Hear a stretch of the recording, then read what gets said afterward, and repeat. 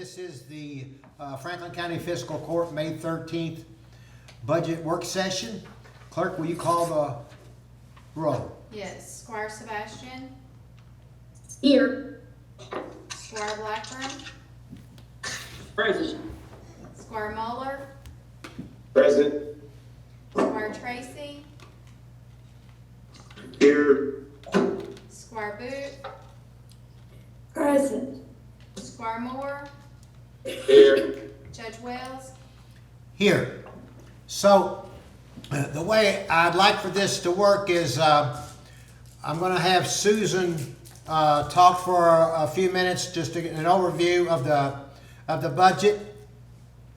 And then what I'm going to do is I'm going to allow each magistrate to come through, and I'm going to reverse the order this time, starting with Squire Sebastian.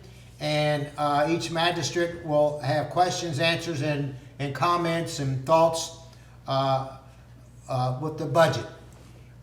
If you have, as a magistrate talks, and if you have a question for the magistrate, if you're on the screen, just give me a thumbs up, and we'll talk. I'll call on you.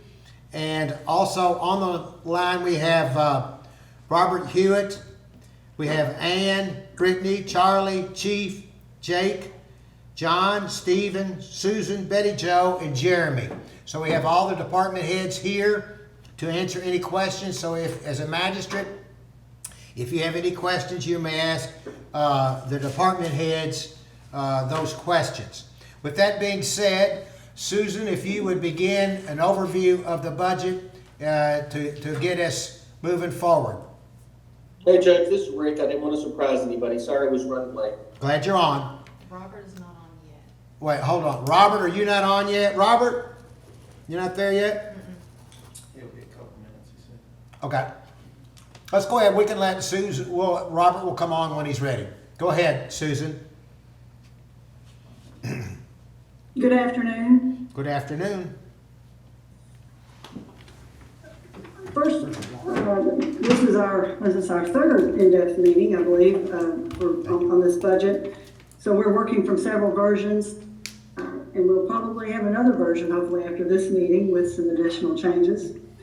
From the last meeting, since the last meeting, we sent out a version of the budget that had a few additional changes, and you should have received an email that contained the new form along with a summary of the changes. Most significantly of those changes in the numbers from the version we were worked with is in the road department budget. We have a project that was scheduled for the end of the current fiscal year that we moved out into the next fiscal year on the appropriation side, expenditure side, and I had not captured that on the receipt side. That project is the discretionary fund memorandum of agreement, which we already have executed with the state, which is a reimbursement project from the state. So on your revenue side of the budget, under the intergovernment revenues, the only item that I had listed with the former version was the Goose Creek Bridge. Since then, I have increased that 024543, the intergovernment payments line items, to capture and include that memorandum of agreement. So that's to the good. That's to the good of $427,000 that improves the overall picture. The other changes were rather minor, but I won't say minor because I know the jailer worked very hard to go back and scrape through the budget to try to find some budgetary savings, which were represented also on the summary spreadsheet. He decreased the deputies line by $5,000, maintenance by $5,000, custodial supplies by $2,500, and the community service line was removed. And then there were some other additional small reductions in the general fund line items. The wellness program, which was discussed, that reduction had not been reflected in the numbers that we talked about on the 11th, or not the 11th, on the 7th. So I took that 5,000 out, and along with, the, maintenance director said that, this will go away. The judicial center. The maintenance budget, again, took out $12,000 for some item that the state's going to do instead. And then within the items that I have, I examined the bookkeeper line item. We're not fully utilizing that, and reduced that budget, and also reduced the supplies budget in the treasurer's office. So overall, the adjustments with that gives us, and on the screen now you see a summary total with the 511 draft changes, which now today's version will be 513. 511 was just Monday when this packet went out, and what you received in your packet shows that the budget as it stands right now is $42,702 less than the 2020 budget. Less than the 2020 budget. And the required reserves to balance based on the current estimated receipts that we have in this format is $1.5 million, well, $1,532,277. Significantly, we are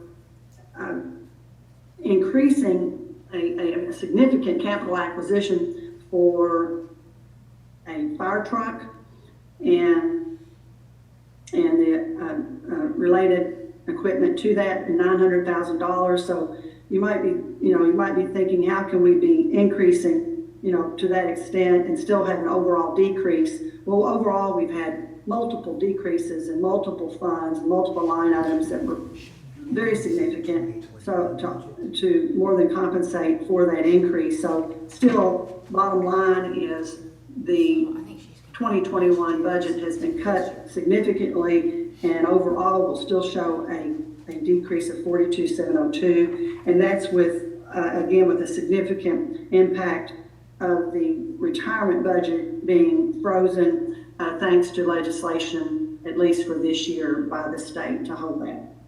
Judge?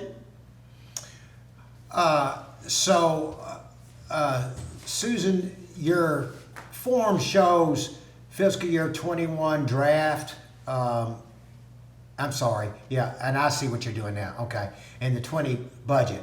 Now, I'm sorry, I was talking with Tamara, did you talk about the $900,000 that is in the budget for the fire truck acquisition, buying the fire truck? Yes, that's identified in the capital acquisition fund. It is not in the fire protection fund. It's singled out since it's a special one-time expenditure. Yeah. So overall, as we look at all of this, do you have an idea of how much we have cut altogether in savings from the last year's budget to this new budget that we're looking at, Susan? Our expense worksheet does provide a column line by line to show what those increases and decreases are for the appropriations. The sheet that we have on screen right now has more of a summary, but budgetary decreases are showing clearly in a couple of funds. Yeah. Keep getting some interference here. The CDBG fund, which we talk, or federal fund, it's labeled CDBG, it should be labeled federal fund. That's due to an EPA project that expired, so that changed. The 87,000 out of road fund, 240,000 out of the jail, 169,000 out of LGA, 304,000 out of EPA, 161,000 out of fire protection. Is that it, Susan? Correct. Yes, you're reading that correctly. Now, I might say that the general fund, where it shows an increase, an overall increase, is a little bit skewed because we have to recognize some increases for the disaster that we're in and for a change with the AOC rental program and in our interlocal agreements with the city. So there are some increases with all of those programs, which significantly offset some of the other major decreases for otherwise capital expenditures. So when you look at the line by line of the appropriations worksheet, you can see, well, you know, we've got one line where furniture and fixtures was cut by $4,000. We've got training reduced by $4,000. We're showing, you know, vehicles being purchased for where we had vehicles in last year's budget. So we had some significant decreases line by line, but we also had some significant line items to increase that absorbed all of those within the general fund. So overall, that's why I did the side-by-side breakout on the summary. So about 1.2 million in cuts. Well, 1.1 million decreases, 1,069,000 increases. So, but overall, budget comparison wise, it is $42,000 less than the current year's budget. Yeah, but I want the general public to understand that we just didn't do a budget and cut 42,000. We've cut over $1 million out of the budget. That is correct. That is correct, sir. Yeah. Okay. All right. Anything else, Susan, that you want to review with the court before we go start with the court? I'll just jump in as needed. Okay. All right. With that being said, Robert Hewitt, are you back on now? He's having some computer issues. He just texted me. He's trying to join. Okay. Rick, you're on. Okay, let's start with Squire Sebastian. And Squire Sebastian, ask any questions and any thoughts on what you want to see with the budget. Susan, thank you for the work that you've done in working with our staff. I just wanted to check, I really don't know how to approach this overall, but some of the line items where the base is a little different than the utilization history, where, like, for example, and I'll start in the top part in the general fund. For example, if we're looking at office supplies under 5001, where we have budgeted 21,000 and we have a projected total of 18,500. So our utilization history is going to tell us that that's pretty much where we're going to land in that, for example, in that one. So could we budget closer to what our utilization history has told us? And I think I'm going to come at it from that perspective, and that's certainly a perspective I'm familiar with in utilizing for state government based on utilization history. What that tells us, we're going to be more in line with utilizing the same thing unless there's some aberration or unless we're on some schedule to replace a durable piece of equipment.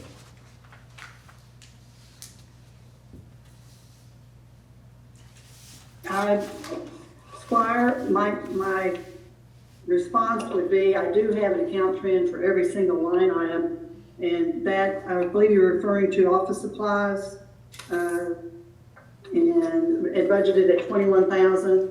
Yeah, just an example. An example. I'm looking at the account trend, and every year prior to this, we've spent more than $21,000. I do not. There are very few items that I really have knowledge of really who's going to spend what until it's requested or what the needs are. So there are other people that maybe have a better idea than I do about the timing of the needs for some of the supplies in these line items. I believe, Susan. So, the last 3 months of every year, I mean, I'm looking at on the account trend for the last 5 years, there's $5,000 being spent in the last 3 months.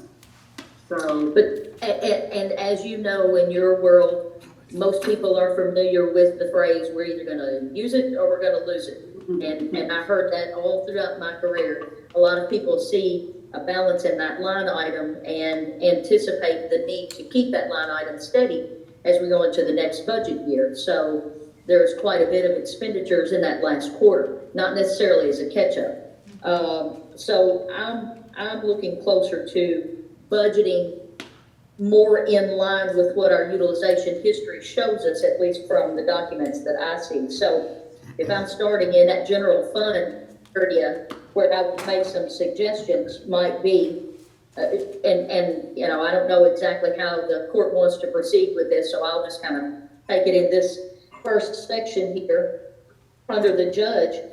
Should we, because you say multiple departments are covered there, it's not just one person, so just to be clear for everyone. So if we're looking at that, could we make some adjustment there in that carrying for the 21 budget and bring that figure down to 18.5? Could we also look at the training, because we've been told that our training has to be in person. They're not going to allow virtual training. So can we have that more in line with what it looks like for the projected total? So maybe could we bring that down and put that at like $5,000? That way it gets it more in line with what our actual utilization has been. So I'll offer those two things just to get the conversation started among our group for this one section. Thank you. Squire, what line item are you looking at? Yeah, let's look at the page number. I'm just trying to keep up. Yeah, it's hard to follow. Sherry, you're Okay, looking at so- page 1 of expenses, right? So yes, I'm not looking at the revenue budget. I'm looking at the expense budget. So everybody pull that out. We're on page 1. We're in the first section, which is the 01 section, under the county judge. I'm just starting there just to get the conversation started. So if we're looking, Thank you, Minnie. certainly, if we're looking at line item, so I won't, since we know it's an 01 fund, I won't start there. So if we're looking at the account line item 5001-445, okay, office supplies in general, based on the utilization history and what we are projected to use, it is 18.5. That is not in line with what the budgeted fixture shows. So I would like to bring them more in line. Susan's noted that on one of the sheets that she presented to us today about bringing things more in line with the utilization history. So I think I'm copacetic with her in that regard. So I'm gonna, just to get the conversation started, I'm gonna bring up 2 items in that regard. So there is 5001-445. So since we all know we're in the 5001 section, I'll drop down now to the 569 line item, which projects us to spend 5,000. We have 10,000 budgeted. Why can't we be, again, more in line with what the utilization is going to be? And we have received some direction from DLG and others telling us that all training will have to be in person. No one knows when that'll be. Perhaps that may start back in the fall. So that may get us to a point where this could even bear itself out to be less later on in the year. But certainly, we all want professional development, and it's a critical key thing. So I'm just going to advocate for the 2 line items ending in 445 to bring that to 18.5, and for the line item ending in 569 to bring that to 5. And again, that's a conversation starter for the group. So that's why. Okay, all right, so, Sherry, I'd like for, Timber has mentioned something about office supplies and why there's a difference. And Timber, would you speak to the, Yes, on the 445 line, our office supplies, that does carry across several departments under the judge. And the reason that line is down, I believe, is because we received the COVID funds, and so we went back and reclassified some of those supplies that had been purchased to go towards COVID supplies. That's why you see the difference there. But our office supply line is usually really tight, and we usually spend right up to that amount throughout the year. But I believe that difference, the reason it's the target for the final spending is down is because of the COVID expense. So as revenue line item that covers COVID supplies, I think at least for this budget year, the history will demonstrate that we can keep it at, maybe 18.5, because we're going to span the years with COVID supply, with COVID dollars. So I'm just gonna again advocate for the 18.5 at this point, knowing we're having another revenue stream. Susan noted that at the beginning of the conversation, that's coming in to cover some of these things, so we can appropriately apportion them out in that area. Thank you. Okay, so you're asking for $2,500 cut on the office supplies, Sherry, is that correct? Yes, sir, based on the general conversation, I'm asking for that there, and then the registration and conference training, I'm asking to bring that down more in line with the projected total. Again, because it demonstrates our utilization history this year, to bring it down to 5,000. Thank you. Okay, so there's a total of 7,500 in cuts. Office supplies 2,500, and registration and conferences, which this is kind of an abnormal year, but still to cut 5,000. So what we need to do is Judge, if I yes, sir. Go ahead, Squire. may, well, I understand we can always put it back if we do take it out, but the reason that we're spending less on training and conferences is because we've skipped a couple because they're not having them. Yeah. So we're gonna get in a situation where we have to put it back in later on. I don't know that I would, be in favor of taking it out, because when we get towards the end of this year, some of us that don't have enough time that need our 40 for the year, we're gonna be cramming them in, and we're gonna run out of money pretty quick. Okay, Squire, that's a great point. This money is not for that. We have our own line as magistrates have their own line for conferences. So, Susan. That's the one she's talking about is magistrates conferences. I know she was talking about 569, which is for departments. So, Susan, Betty Jo, anybody wants to speak up? These are for Betty Jo and Susan and the y'all's and Ann, your registration for your conferences. It's conference that covers HR, it covers payroll, it covers occupational tax, our grant writers training, solid waste training, and Judge, it does cover your conference training. It does not cover. Yeah, my conference. Yes, it does not cover the magistrate's training line. Okay, I had skipped down to the other 569, I'm sorry. And it doesn't cover the treasurer either. Correct. Yeah, okay. So this, you're right, is an abnormal year, Squire. You're absolutely right. But did everybody that went through that list get their training in for the year? Everybody got it in? Okay. But some of this training, though, also covers subscriptions to training resources. So even not all of this training is assigned to training that takes place outside of the office. I know that there's 2 or 3 that's several $100s that is an annual subscription for training that gives the employees access to a library of topics. So it's not just a 2-day conference here or a 5-day conference there. Okay. Any other magistrates or any department heads on those 2 issues? Squire Booth? Well, I sympathize with Squire Sebastian when she says if you don't use it, you lose it, because I went through that in state government myself, and sometimes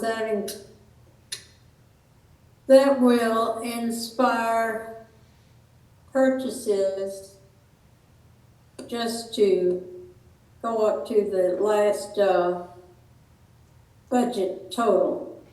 Maybe not needed so much, but don't want to lose that money, so they purchase something perhaps that is questionable. I've seen it happen in my department, So, but I don't think it'll happen here. And you put a freeze on. Well, Or much more. we did put a freeze on at the end of May for departments to not to exactly what Squire Sebastian and Squire Booth you're talking about is not to do that. So I think the difference here is the anomaly of people not being of conferences being canceled and of conferences being done via video because of COVID-19.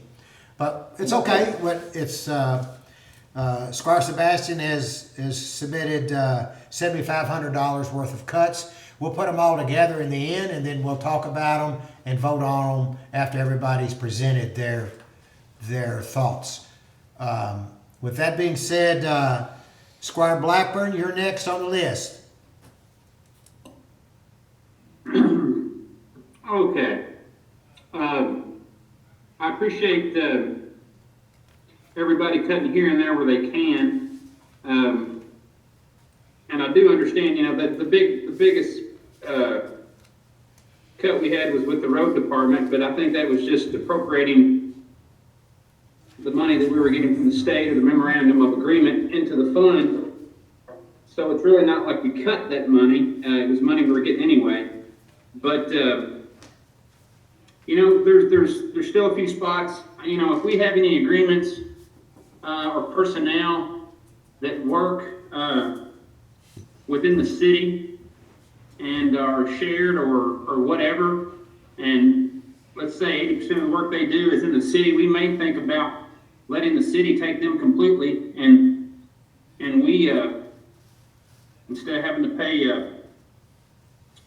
benefits and all that stuff, we could, if I think because some of these types of positions will be affected because of the downturn, it won't be needed. Or if it is, we contract out and we hire somebody to take care of what we need to get done. Are you talking specifically about the electrical inspector? I'm talking if we have anything like that.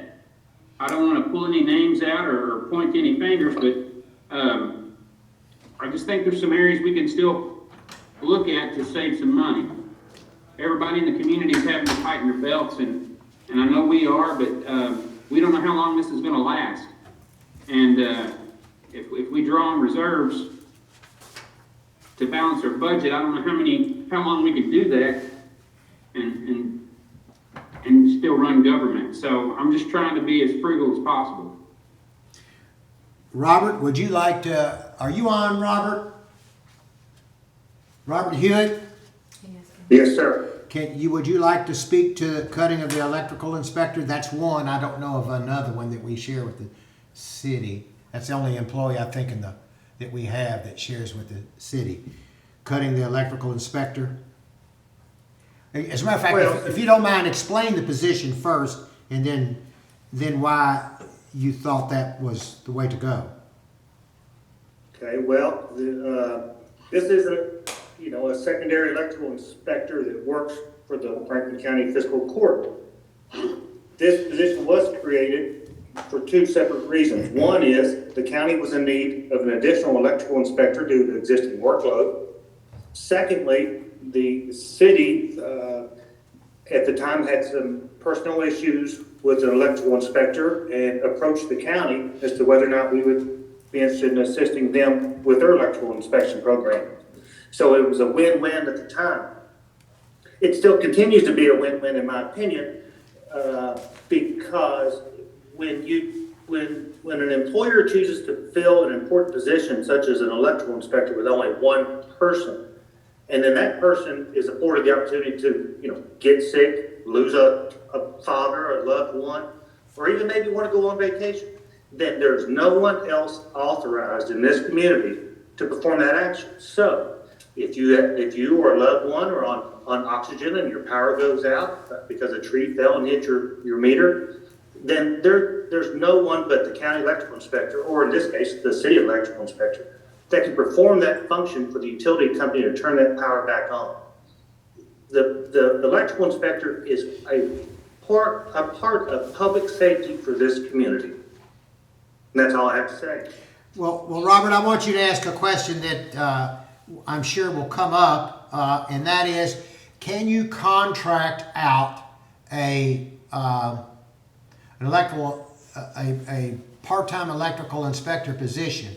And I don't think you touched on this position is shared 50-50 with the city and the county too.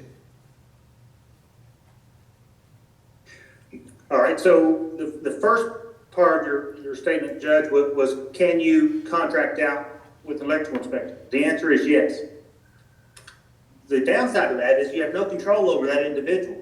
You know, you don't know if they're going to show up to an inspection, when they're going to show up to an inspection. If there's a dispute, then the constituent is obviously going to call the county because that's where the permit's coming out of. So there's absolutely no control other than hiring and firing of a contracted employee. Your second statement was about, is this, you know, a 50-50 arrangement with the city?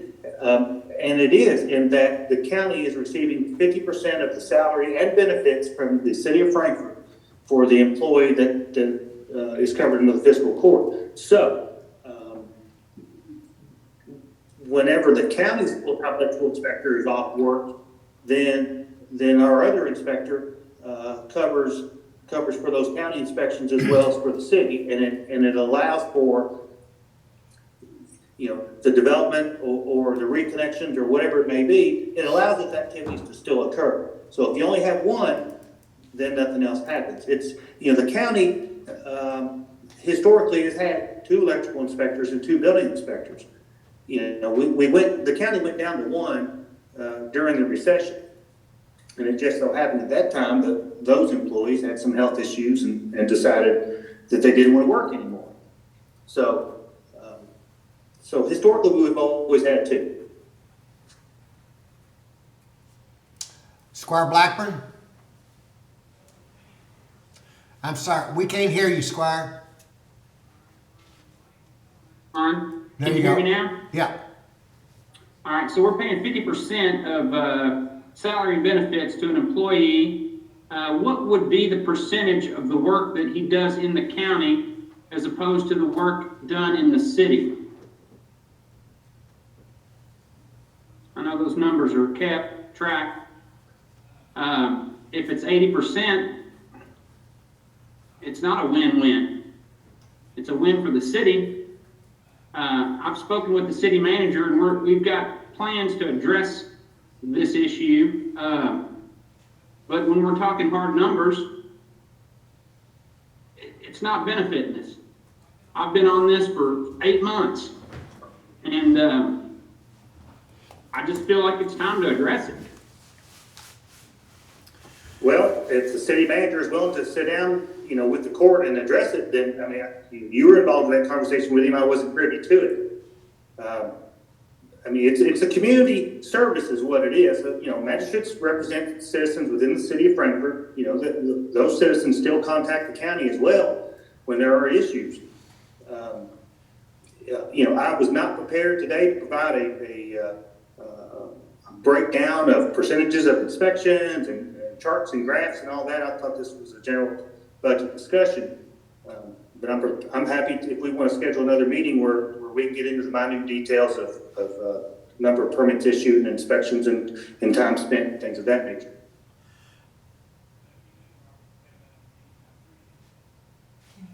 Can't hear you. And it shows the speaker's on.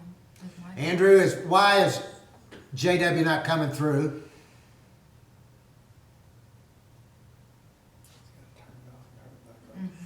Can you hear me now? Yeah, you got it. Wonderful. Robert, I appreciate that. I think that's it's something we do want to look at closer to make it as equitable as possible for the county and the city. And I know the city manager is he understands. He's ready to look at it with us, and that's something we can address, and maybe that will help our budget out as well. So I'm willing to sit and talk with him and you, and we come up with something that hopefully we can all agree on. So, JW, that's a great point. And Robert, I think there's something that that we just found out about that you may want to talk about when it comes to inspectors. You want to bring that subject up, and it could lead to some more revenue as well. Yes, Judge, thank you. As the court may or may not be aware, back in October 2017, the county had, or the fiscal court had authorized the judge executive to make application to the Kentucky Department of Housing and Building and Construction requesting additional jurisdiction. Currently, the county building inspector's jurisdiction is limited on certain thresholds based on the state's requirements. So, say, for instance, a large industrial barrel aging warehouse. That is a big structure that falls in the threshold of something that would be inspected and permit revenues would be obtained by the state. And so the state has had some staffing issues and has experienced delays throughout the last couple of years due to staffing levels. And long story short, the staff felt as though, and the court at the time, believed that requesting expanded jurisdiction was a means of servicing the community more efficiently, providing more of a one-stop opportunity for developers, and also the ability to attain revenues from permit fees that we weren't receiving before. So just the other day, I think it was like maybe just 2 days ago, perhaps, we received correspondence back from Housing, Building, and Construction, and they're prepared to release jurisdiction. That would, with the exception of educational institutions, all other construction projects meeting that threshold could be transferred over to Franklin County. And so what I'd like to present at a following court meeting is that document and a request for the court to authorize the judge to sign it, as well as the adoption of the building fees that are established within the Kentucky Building Code. And hold on, Squire, 1 second. And Robert, prior to Squire Muller at our last meeting had talked about the building fees and upgrading the building fees. I've asked you to present those at our May 28th meeting as well. Right? Yes, sir, that's correct. That will ensure that the county obtains the proper fees for the services that we're providing. And also, is established by the state. And so if the court adopts the building fees within the building code, if they're ever amended, then it's amended by that document, and it doesn't have to be readdressed every time there's a change. But it also could upgrade our fees to what there's a lot of difference between our fees and what the city is charging as well.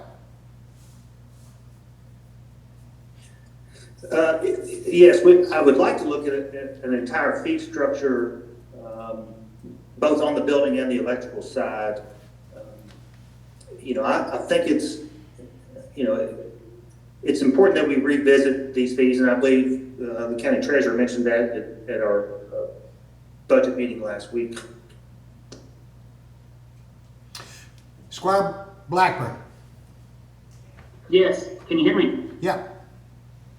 Wonderful. That's great news, Robert. I know you discussed that with me over a year ago, and I had a former student that co-opted at the plan review and talked of their backlog, and I'm glad that the state's finally considered this, and it's going to be a tremendous help, I think, for our planning and zoning and for our fees and to getting inspections done timely, and also help your department just overall with the jurisdiction, the things that they're going to have to do. but I appreciate that. I'm glad that's happening, and I'm glad you're looking at changing the fee structure to get it more updated. I think it's been 20 years since that's been addressed, so I appreciate it. I appreciate all the work that you're doing in there, Robert. Thank you. I truly believe this is an excellent opportunity, to allow my department to obtain the fees for the services that we're providing, but also in certain instances, it does provide the opportunity for a reduction in cost for developers. And I truly believe that it will allow us to perform plan reviews and inspections on a more timely basis than what's being done at the state level at this time. Squire Tracy? Thanks, Judge. Thanks, Robert. Robert, quick question. If this goes through, what kind of impact will that additional workload have on our current building inspector?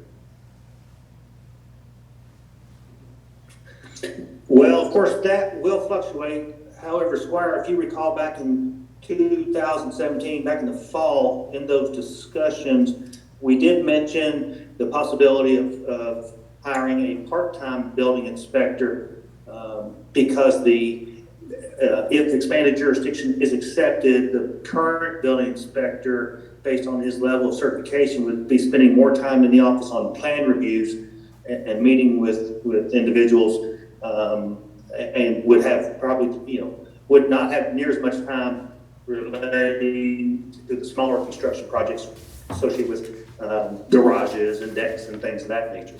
So we discussed a part-time building inspector with a lesser certification back in 2017.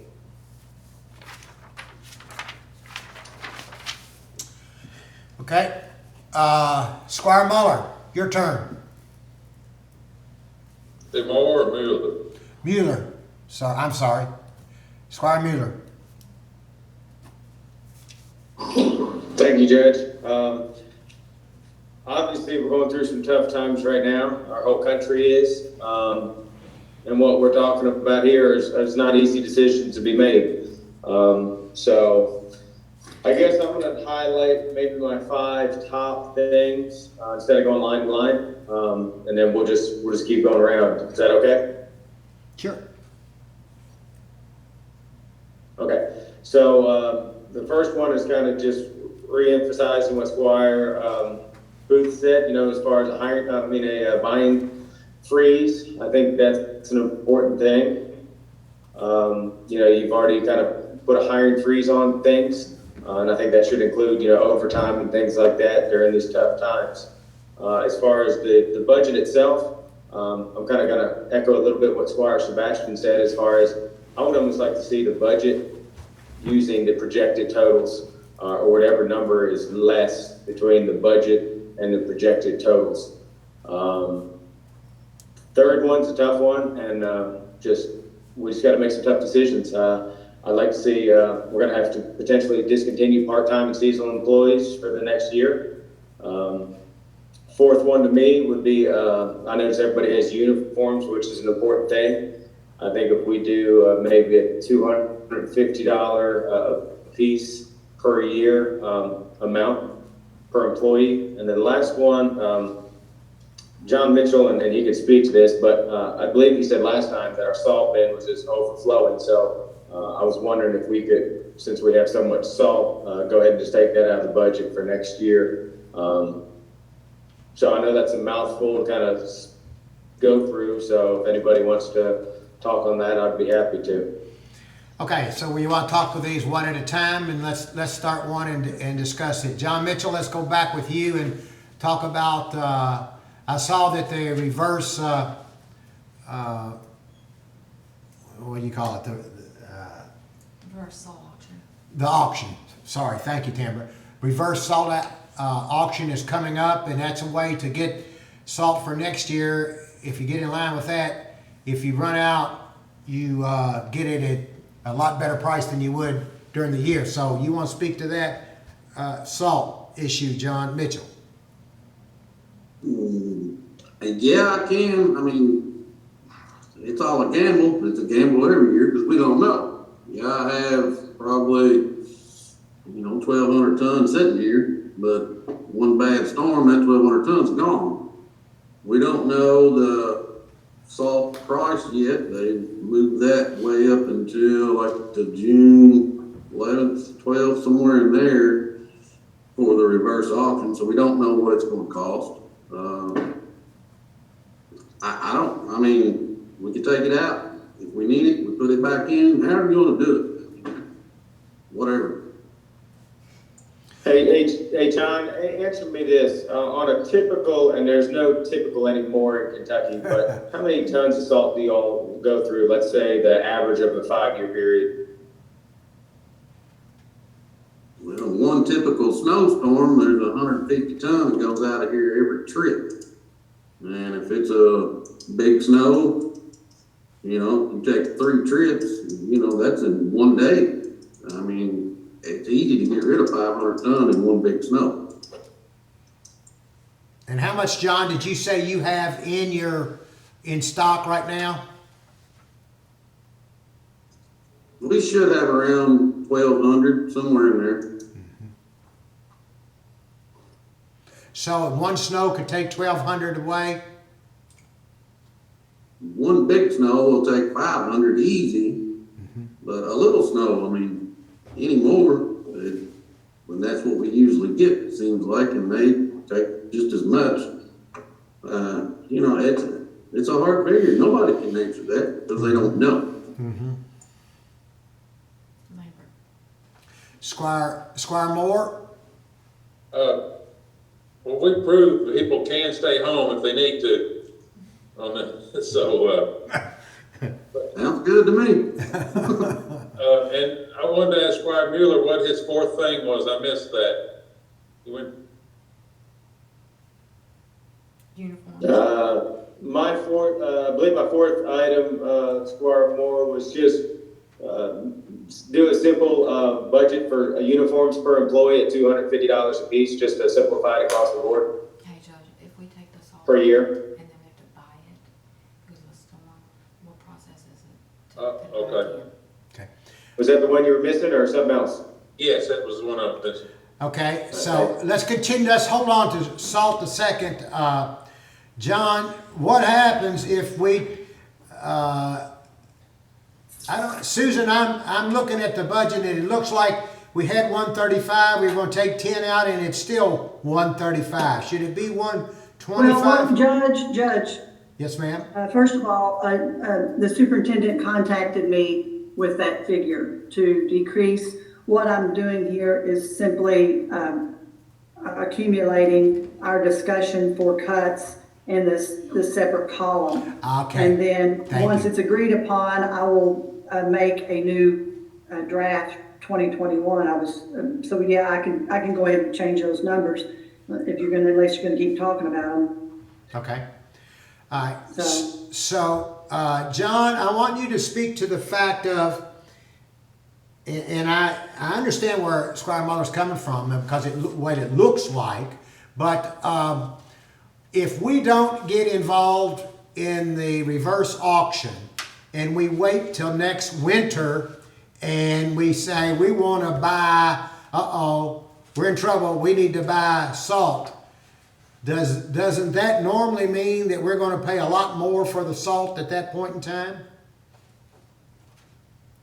Normally, yes, it has to go out on a bid process, and yeah, it generally is more expensive that way. I did see some info the other day trying to get all registered for the salt auction. Last year, if you remember, it was a 70-30 deal. You were required to take your 70%. This year, it says on what I've read so far, there's no minimum that you have to take. So that will be a big factor for us. If we don't have to take the 70%, then, maybe we don't have to spend anything. Who knows?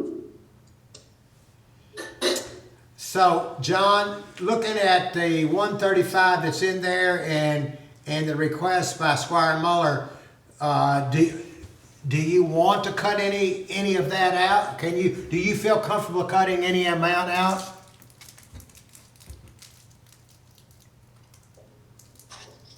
Yeah, I just don't know what the price of salt is gonna be. I'm guessing it's gonna go down a little, but I guessed that last year and I was wrong too. So, we were at $85 last year. I'm assuming maybe it'll go down some. If we get to, say, 80, I turned in for 1,000 ton. So if you wanna drop it to 80,000, 75,000, we can work numbers and see what happens. There's no guarantee there anywhere. Squire Muller, would you be comfortable with dropping it 35,000 to 100,000? Yeah, I mean, John's right. I mean, there's no removal too. It's a guessing game. I mean, no one has a crystal ball. I think that is good news. If our feet aren't held to the fire on the 70%, that's a big deal. And like he said, if we don't use it, we don't use it. So, and John, I didn't mean to kind of throw you out there, but Judge, to me, we can keep talking about that or whatever's fine. But I think my biggest two things to talk about are if we could base the budget on the projected numbers or Susan's 2020 budget number, whatever one's less.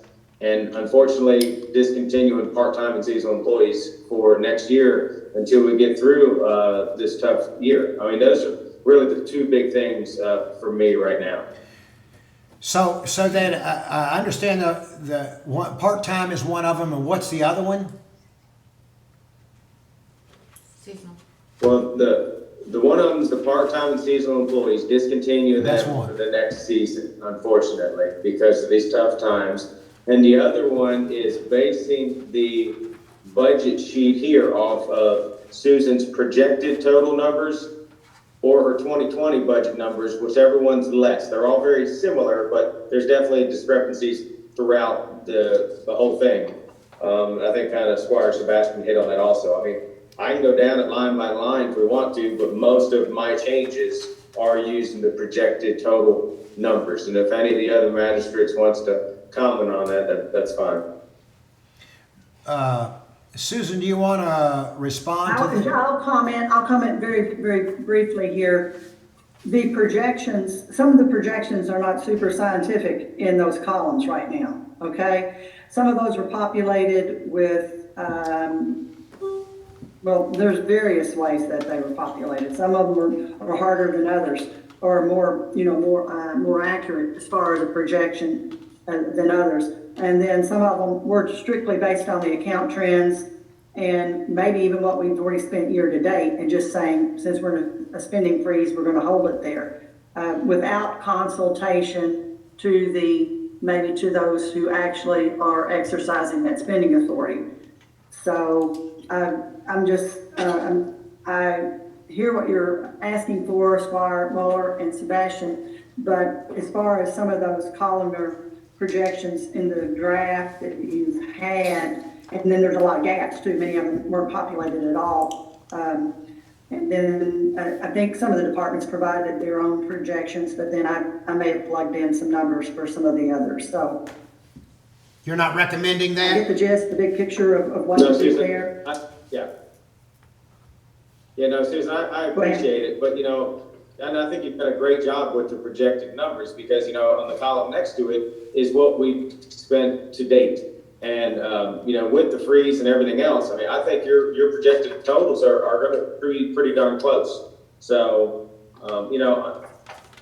everyone's just going to have to tighten up. I mean, it's tough times, and we got to take care of the citizens of Franklin County the best we can with what we have to work with. I keep telling people, we just don't have the funds. I mean, it's national news. It's our world news. So I'm just trying to figure this out like everybody else.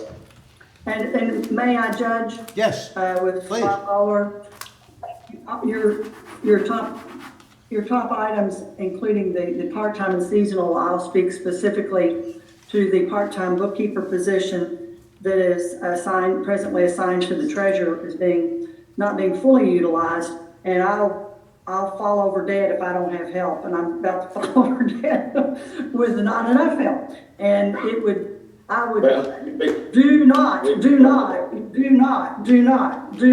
cut that position. You know, I could stand here and beat my chest and tell you need an assistant treasurer. Someone to start learning all of the detail and minutia of this and being able to go forward at some point. But please, you know, then we're going to single out, you know, that one part-time position to defend and maintain, and then that pits that against the other departments. The park, I guess, is the primary one for part-time and seasonal work. So there's my 2 cents worth. Okay, Charlie, if you would you defend? And I appreciate that. I'm sorry. Go ahead, Michael. Can I bring Charlie in? Okay, Charlie, come in and you defend your part-time and seasonal employees, please, and talk to Squire Muller in court about it. Thank you. Good afternoon. Can you hear me? Yep, we can hear you. Okay. Thank you. Yeah, I feel exactly the way Susan feels about the in-office seasonal part-time help that we have for sure. With all the phone calls and purchase order regulations and money management stuff that we do in-house. You know, and then as far as the part-time outside, the maintenance and all that, I mean, we get busy in the summer. You know, we're ramping up to full speed here, and that's why we bring these people on to help us get through. You know, and that's just what we've done historically. There may be some other options out there. I don't know. We don't have our inmates right now.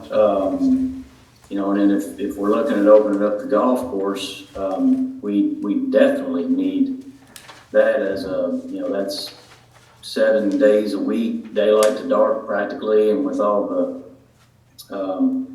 precautionary measures that we got to put into play with sanitizing the facility and the carts and making it available for the public. I mean, you know, if we don't have the part-time and seasonal to do that, then, you know, we cannot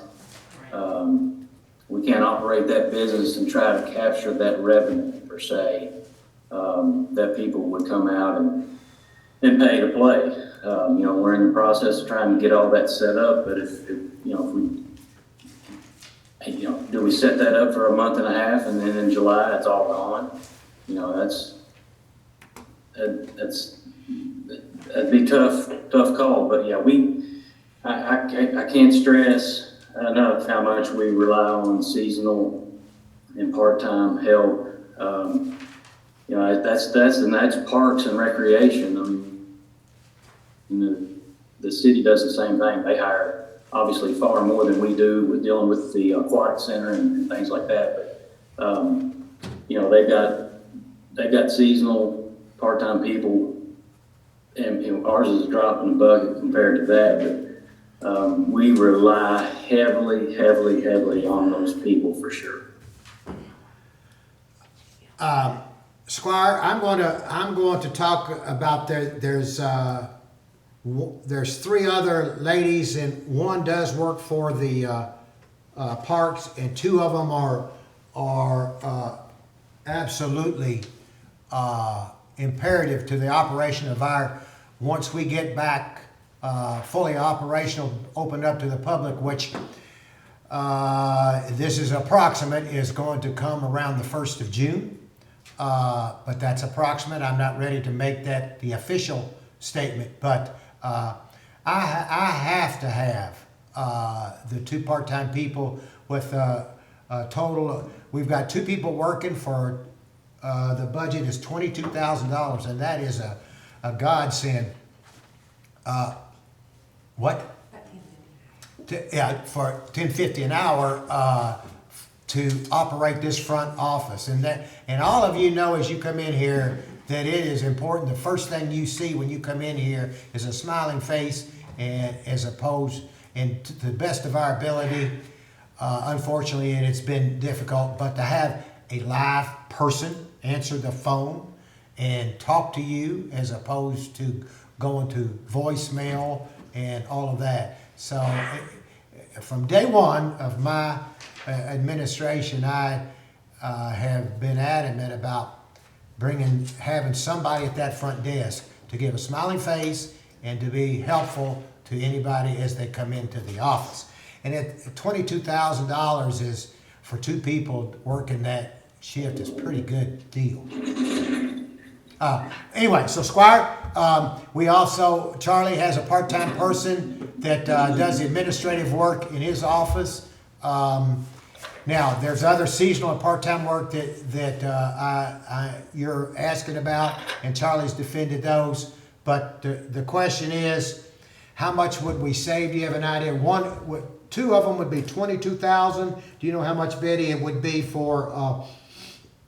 Call it 10 or 11,000. 10 or 11 for the So hour. you're talking about cutting all of that out for about a little over $30,000. Also, friend of the court has a part-time. Do they? Friend of the court has a part-time too. Okay, so that would be now you're at 40,000, I guess, too. So. But that office only runs on one personnel if you cut that position. Anyway, Squire. So cutting that group, we'll put that down, and we'll come back and address all of that after we go through round one. Okay. Thank you for your input. Did we answer everything, That's fine, Squire? Judge. I mean, like I said, I am not picking on anybody. These are just tough times, and somehow we have to cut somewhere. So that's all I'm saying. Uniform. So let me. That's a great point, and I don't want to lose sight, because as you say that, there's a lot of people that are watching and trying to figure out what's going on here. Let's make it very clear that we have cut, that this budget has been cut, and it's been cut, and it's been cut, and department heads have been cut. So we've cut over $1 million out of this budget, and this budget is an operable budget. This budget will get us into the fall, and there will be times, no matter what happens, there'll be times we'll have to add to or take away from, and that's happens every year with the budget. So this is let's not say this is bad times. Yes, and we haven't cut, because we have cut quite a bit in this budget. But I appreciate what you're saying. Now let's go back to the uniforms, and I think I haven't heard that, so I guess we go back. Let's start with the fire chief. Can your guys live with $250 a year on uniforms, Chief? Safety boots alone are $250. Good afternoon, Court. Can you hear me? Yeah, we can. Very good. As I explained, I can get 4 pairs of pants and 5 shirts, and yes, I can wear them faded. But guess what? I wash mine every time I go home. But these guys have a directive that after they have patient contact and suspected fluid contamination, they come back. If they don't stop right there, they come back and immediately wash those uniforms, so we don't have the potential to transfer anything that we would love to keep out of our station into our station or to their families. Can it happen? Yes, you guys can make it happen. But the money, did it say $500 an employee, $33,000. only barely maintains. Safety boots. Okay, John Mitchell, you are another department that has uniforms. Yes, we do. We've been fortunate over the past couple of years. We've actually went to purchasing our own uniforms instead of the lease that we were in, and that saved us some money. I probably could drop my line item some on uniforms, but we are required by OSHA regulations to wear what we wear to be seen, and we require steel toe shoes,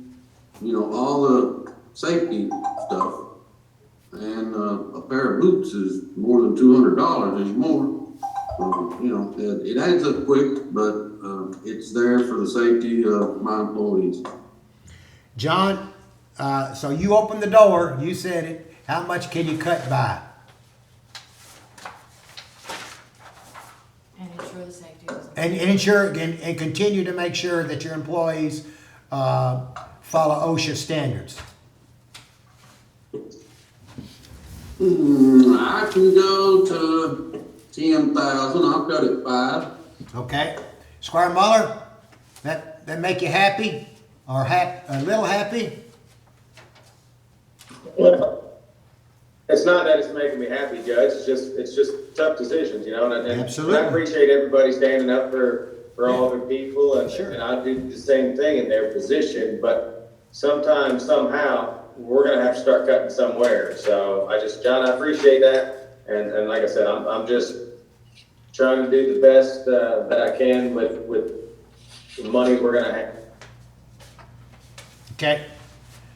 Okay, next on the list, we've got Squire Tracy.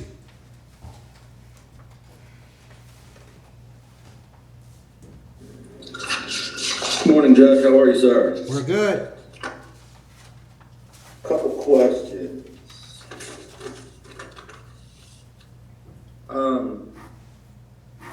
Account number, so 5,000, so you're looking at 5102-315. Juvenile detention. Can you tell us what page that's on, please, sir? I'm sorry, page 4. Okay, thank you.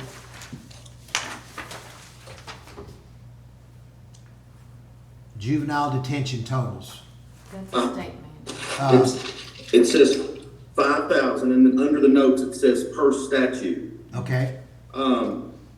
So I understand it's required by statute, but is the amount in the line set by statute and or some type of MOA agreement as well? Or is that just a number that we put in or that we fill in because there's been zero money spent out of it? So could we put 500 in there?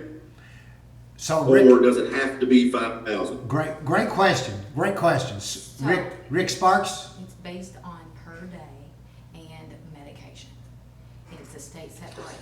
I'll comment that Okay, I'm Susan. looking at the account trend for juvenile detention. I don't know how many we have or potentially have. Rick can probably answer that. In 2019, we spent $2,100. In 2018, it was $7,300. So it's, and prior year it was $5,400, another year $1,900. So it's been all over the board. And I don't know if it's per customer or how that, but yes, that's a placeholder. And quite frankly, Squire Tracy, if we don't even have, if we have to put something in there because we'll have to have a line item. So we put $500 in there, like you say, as a placeholder. But then if we're court ordered to do it, we'll be over budget by $4,500 or $1,900, and we'll have to transfer from somewhere else because it's going to have a contingency because it's mandated appropriation. So. Well, I understand. Obviously, obviously, I understand. In the past, we had to move money to pay for the $7,400 you mentioned as well. I'm just asking. It was just a question. Yes. So it's just using. I think we could possibly use a smaller placeholder for that line item unless the county attorney is aware of something or some issue that puts us at more risk of spending that. Okay, so what would that be, Susan? I'm not aware of any. I'm sorry. Any trends or anything where we're expecting a surge of juvenile criminal offenses. The county is responsible for paying those. Susan explained the last meeting, that was the placeholder, sort of on a, to use the phrase I just heard a minute ago, a historical trend to avoid having transfers later on. It is a required obligation of the county. And the amount's just been identified as an estimate going forward. Some years are more, some years are less. You can't really predict it. I will tell you, we tried some changes in the juvenile code 2 years or so ago. There has been a great focus on alternative to detentions, et cetera, but if you gotta do it, you gotta do it. We try to move them out, move them home, move them to other facilities, et cetera. But those are still mandated expenses. We have to respond to it. The amount, though, Squire, to answer your question after talking too much about it, that's just the amount that the court sort of designated as a guesstimate over the years. So if you change it, if you change it to wrong, you just have to amend it later. Correct. Or if it goes over, we have to amend it. So Susan, you mentioned you could cut it. What do you want to cut it to? I'm just taking it down to the minimum, the Okay. $1,000. Okay. So again, just as a placeholder. You okay with that, Squire Tracy? Yeah, just one more question. Right below that is emergency services, and obviously thank everyone during this time for their hard work. But quick question, just in reference to 5135-399, we have 25,000 budgeted. We're at 18,750. If all of that money is not spent, does the remaining money go back into the general fund? For for which one are you looking at? 5135-399. No, that's the amount. Yeah, Susan, you can answer that. That's for the emergency management director who is employed by the city that we share, and we make quarterly payments, so that's why that line item doesn't show that it's fully expended off the top of my head. But what you're saying is it will be fully extended at the end, correct? That's my understanding, yes, that it will be fully, that there'll be one more quarterly payment made. Okay, thank you. You're welcome. Okay. Oh, y'all, let me add one more, if I could add one more thought on that. That's also subject to reconciliation at the end of the fiscal year. So it's being paid by estimates right now. I think that's the agreement, isn't it, Susan? Not the salary. No. Oh, I thought, okay, when you said EMS, I was thinking about the EMS contract. No. Well, that's reconciled at the end of the fiscal year. No. Apologies for the confusion. Okay. All right, Squire Booth.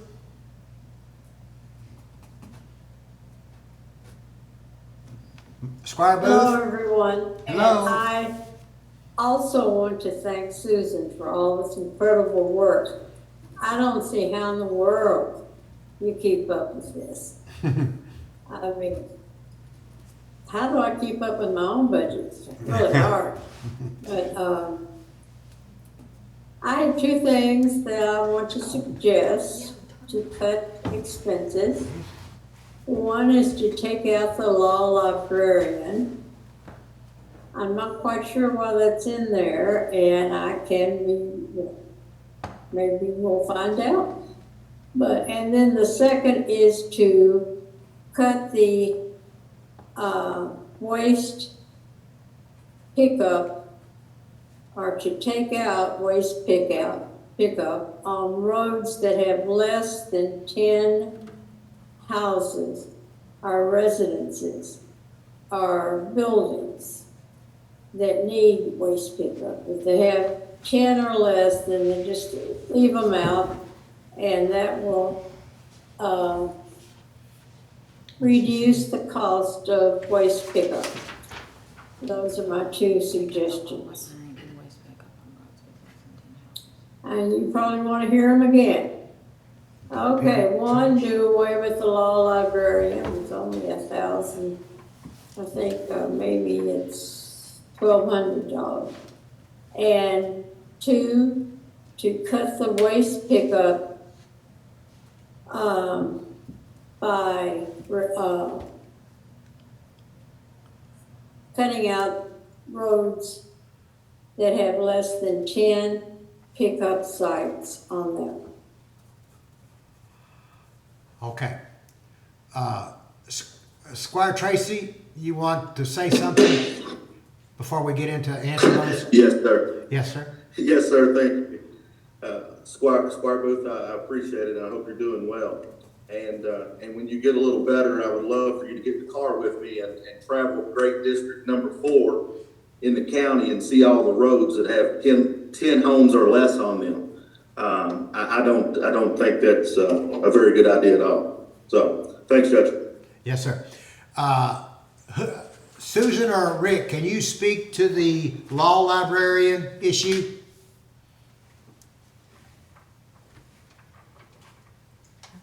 If I'm not mistaken, the law librarian is also a county function. What we do with their law library is we fund that by way, as you know, it's the 21st century. We don't have a lot of books and records. We've got some really cool books and records if you want to check them out. Some Supreme Court reporters, including Kentucky reporters, going back to the early 19th century. It's kind of fascinating just from a historical viewpoint. We've been here a long time, but the law library is a county function, and we're required to provide the citizens access to the laws. I don't think $1,000 is okay. Knock off $1,000 you want to, and there's some other big ticket items y'all may want to take a look at if you're going to nickel and dime the law library. Or rural areas, which, to follow up with Scotty, just guarantees you're going to have a lot of roads that get trashed. Thank you, Scotty. I appreciate that. What you're talking about is some vital services to the community. And you can cut whatever you want to. You're going to get the government you pay for. You're going to get nasty government. You're going to get a nasty community full of trash. When you cut out the small communities, you're going to get a citizenry that doesn't have access to the laws that we pass and cannot participate for the sum of basically $1,000. Keep them both. It's a drop in the bucket. It's a valuable service. And on behalf of people out in the community on those roads, I remember what it was like before you had universal garbage pickup. And I think everybody in the community remembers what it was like when you didn't have universal garbage pickup and you had random dumps here and there. We still have too many random dumps, and we still have a garbage pickup. So I'd ask the court to be very prudent in discussions of major community services like that. Thank you, County Attorney. I'll let Squire Booth know that the law librarian is per statute KRS 172.110 between $600 and $1,200 annually. So it's at $1,200. The most it could be cut would be to $600. Well, I stand corrected on both of those issues. Oh, okay. Squire Tracy, do you have a question? I do. Well, I just got a question for Mr. Sparks. So if you don't mind, according to my notes, you touched on an ordinance that was passed back, I believe, in 2007. Would you touch on that again in regards to the household waste? Narrow that one down, brother. Tell me what. Well, it was something to do with call. Yeah, let's see. It was in regards to an ordinance passed, I believe, 2007 to help and or pay for household garbage pickup. Oh, That'd be 1997 or so. 97? Yeah, that one predate. That goes back in the 90s. It might have been amended on some things. What I was referring to, and that discussion was on the last meeting, was the historical sort of justification that the court, as I understood it, applied back when the household waste pickup, et cetera, was implemented by the court, the universal non-fee waste program. And if I understood the history, it was that was part of the reason that the occupational tax was passed, in that it was told that the funds were going to be used to ensure that all residents had trash pickup.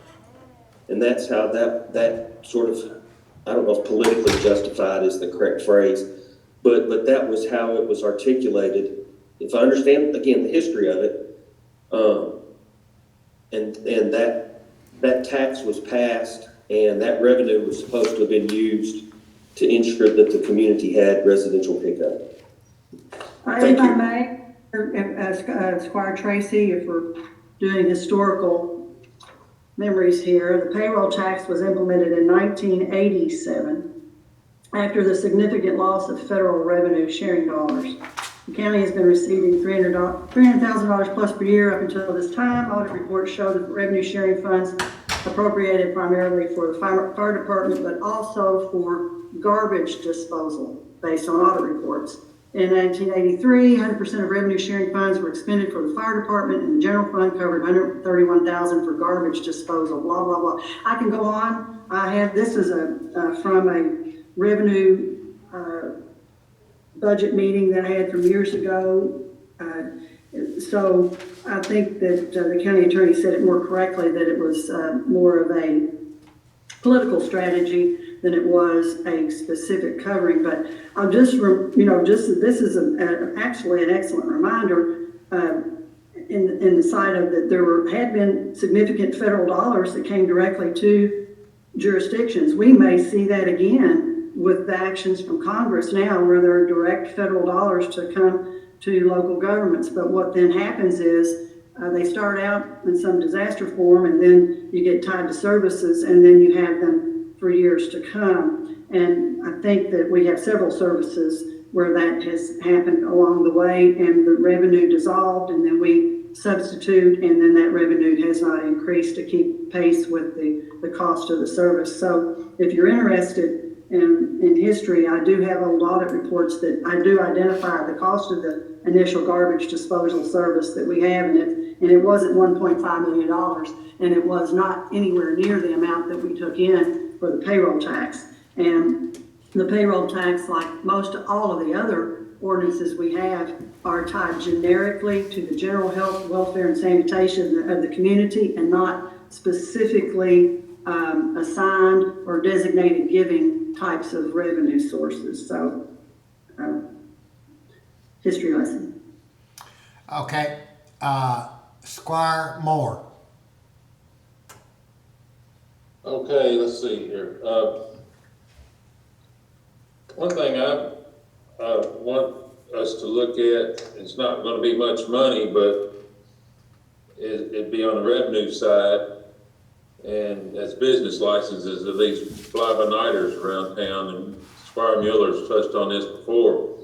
We have several of those that don't have business licenses, and one of them I think we need to look at that's causing more problems than one in the county is this websites like .junk.com, because I think we've got 2 or 3 individuals in the county that are working for someone like that are getting paid to haul stuff off, and then they're just disposing of it wherever they can, or taking it home and scrapping it in the yard and then taking it to the scrap pile or scrap yard and getting some money for it, but it's causing problems in neighborhoods. So I think that's something we really need to look into. We'll go back on some of the things that others have touched on. The projected actuals, I don't mind looking at that, but I think we need to go back more than 1 year. Susan needs to look at like she stated earlier on that one that that Squire Sebastian mentioned, that need to look at the 5-year average on those rather than just this 1 year. And then the buying freeze, I think anything that needs to be purchased needs to go by the department head, and then from that person to the judge executive before we buy anything. That's how it's done now. That is how it's done. The part-time and seasonals, I can't see getting rid of all of those. There might be some somewhere in our system that could go, but the grass has to be cut, and like the judge said, people have to be met when they come in here. I don't think there's much we can do there. And when we're talking about our fees on permits and stuff that Mr. Hewitt's going to address on the 28th, I would like to see what surrounding counties are doing there. I don't want to make us the most difficult county to expand in and lose all that to Shelby County or Scott County or even Anderson in Owen County. So we need to look at that before we, price ourselves out of business. That's a good point. And, that's about it right now, Judge, thank you. Okay, Robert, would you follow up on what Squire Moore just asked about as if on the 28th, if you present the fees on other surrounding counties to the best of your ability? Yes, sir, I will. Okay. Okay, we need to go back and look if, I've got everybody's request in, but before we go back for those line by line that have been asked for, we need a decision to talk more about the part-time, because there was not a decision done on the part-time workers. There probably at least 3 different categories of part-time workers. They're the part-time workers that work at our front desk. There's some part-time workers that work in the office here, or at least one, and that is helping with the treasurer. And then there are part-time workers that, actually I'm going to be 4. There are part-time workers that work at the park with maintenance at the park. And then there are part-time workers that work the golf shop, that handle golf. If any of the department heads are listening, if you would help me with that, if I'm right or wrong or add to in any way needed, let me know. Charlie, do you agree that I'm going to say there's 2 here in the front office, and you have a part-time also administrative assistant in your office too, and you have, how many employees do you have, Charlie, that are part-time that are strictly golf? 9, up to 9. Okay. How many part-time do you have that are strictly maintenance, cutting grass, doing the work around the park? That's been up to 6. We currently, of course, they're laid off right now, but we currently have 3. Okay. And you have 6 budgeted? Do you have 6? Yes. Do you have 6 budgeted in this new budget? Well, we just did a flat line request Right. of what we had, so yeah, we just make it fit in within the number. Actually, sometimes it's hard to hire these people or find them, but especially with the golf. But Okay.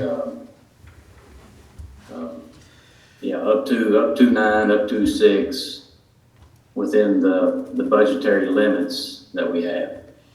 Okay, so let's talk about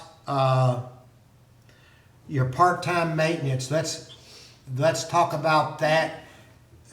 Squire Muller, in your proposal, are you proposing that we have no part-time maintenance employees? Well, Judge, like I said, I'm not trying to single the park or anything out, but I know we had talked about it. I think Squire Moore brought up a good thing they did years ago, is letting some of it grow back for hay. You and I and Squire Tracy talked about it in the park meeting, letting some of it grow up for prairies. I talked to the jailer probably a month or 2 ago, and he said once everything is clear, he'd be happy to send inmates out here to mow, because I know the horse park, for instance, has 100 inmates a day out there maintaining the horse park. So I'm just looking at ideas how we can save some money, Okay. Is there, are there, if you are, so I don't know any other way to do this, but just to go down the line and just ask for your vote on it. Charlie, right now you have 3, and if we come back June 1st, are you going to bring 3 or 6 back? I can make 3 work. Okay. So, and what do these people do? On the, And just, on the park end for the maintenance, they do tons of things outside, but it all includes mowing, weed eating, and painting, and cleaning facilities, and restrooms, and pressure washing, and the list goes on and on. The biggest hurdle we have right now, Judge, in court is if we open up the golf shop and the sanitation and cleaning of golf carts that are required as from the direction of all the way, I guess, from the governor's office all the way down to emergency management and the protective order, the steps that we need to take. I don't know if we have enough part-time seasonal guys in there. When you talk about someone in there taking reservations and tee times, reservations for the range, you've got somebody out picking the range and cleaning and washing golf balls, and you've got somebody cleaning restrooms and cleaning golf carts and sanitizing all that stuff. We've been working on a man and a half to 2 at the most over these past years, and the sanitation end of it creates a whole nother maintenance level. So you're up to another person that needs to be there. Now, of course, if we're slow and we can do it with 2 people or sometimes 1, I mean, that's what we've always done. We send people home. If it's raining, we try to send people home and lock the doors and say, hey, come back in 2 hours, come back in 4 hours. And we're fortunate because we've had some guys that have had that flexibility. A lot of guys you send home, they go get into other things.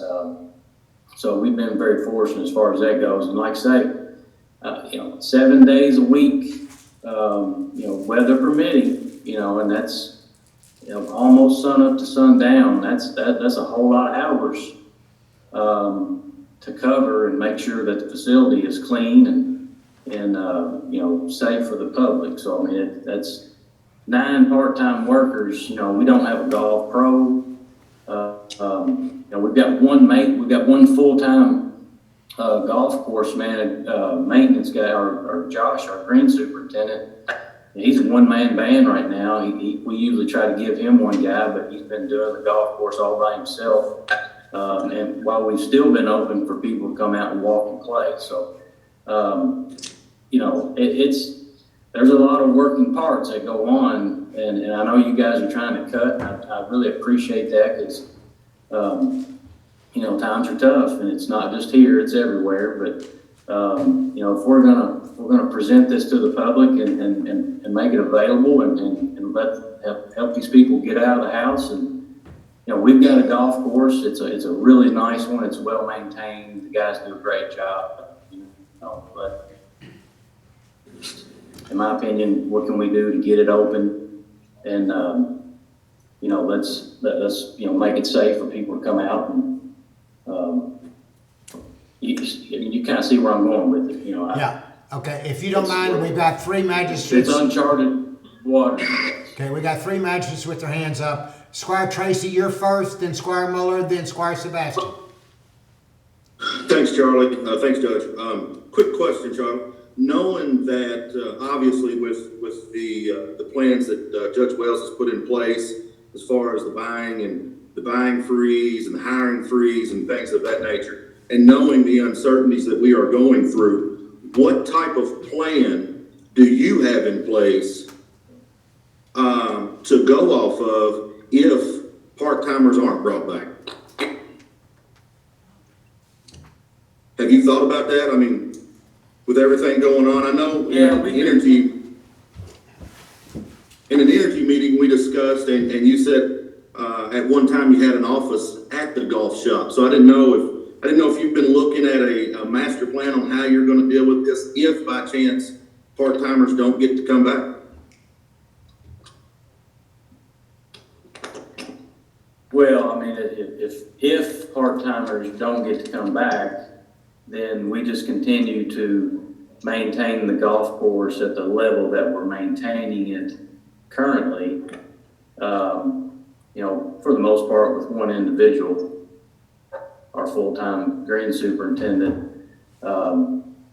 And, you know, we just let people come out and walk, you know, for free and not try to capture the revenue, of having, you know, selling range balls and you know, getting the driving range open and that practice area facility, and then take greens fees, cart fees, you know, all that's, you know, what concessions we might be able to sell, that would be limited. If we don't have the part-time or seasonal to help run the shop, then our golf operations will go forward just as we are right now. And that's not bringing in a drop of revenue. So we just don't really have a golf course other than just people coming out and playing. There's no, no golf carts. Yeah, it's just like a playground. Yeah. Squire Muller. Yeah, thanks, Charlie. Two things. Just clarification, you had talked about cleaning bathrooms. Currently, doesn't the security guard clean those as part of his routine? And the other thing we had talked about in the park meeting is I thought you were working with our IT department on putting tee times and things like that online. Is that still going through? Yeah, the first question, our security guard, he does do some cleaning at night. The scenario that we would be in with restroom and with the golf carts, those are getting sanitized and cleaned per use. So throughout the day, basically. That we would have somebody that would have to take care of that. As far as the online tee times, I did research some stuff with Golf Now. That's a company that's through the golf. It's NBC Universal. You know, it's a big conglomerate, but they do online tee times. There's an additional fee, obviously, that came into play with them handling the transactions and you know, doing credit card transactions and things like that, which we do that now and have a small fee that goes with that currently.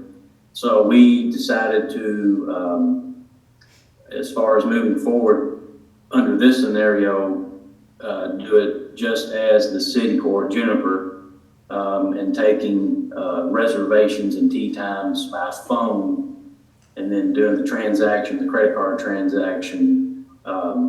You get their number and do it by phone, so we're not handling any credit cards or anything.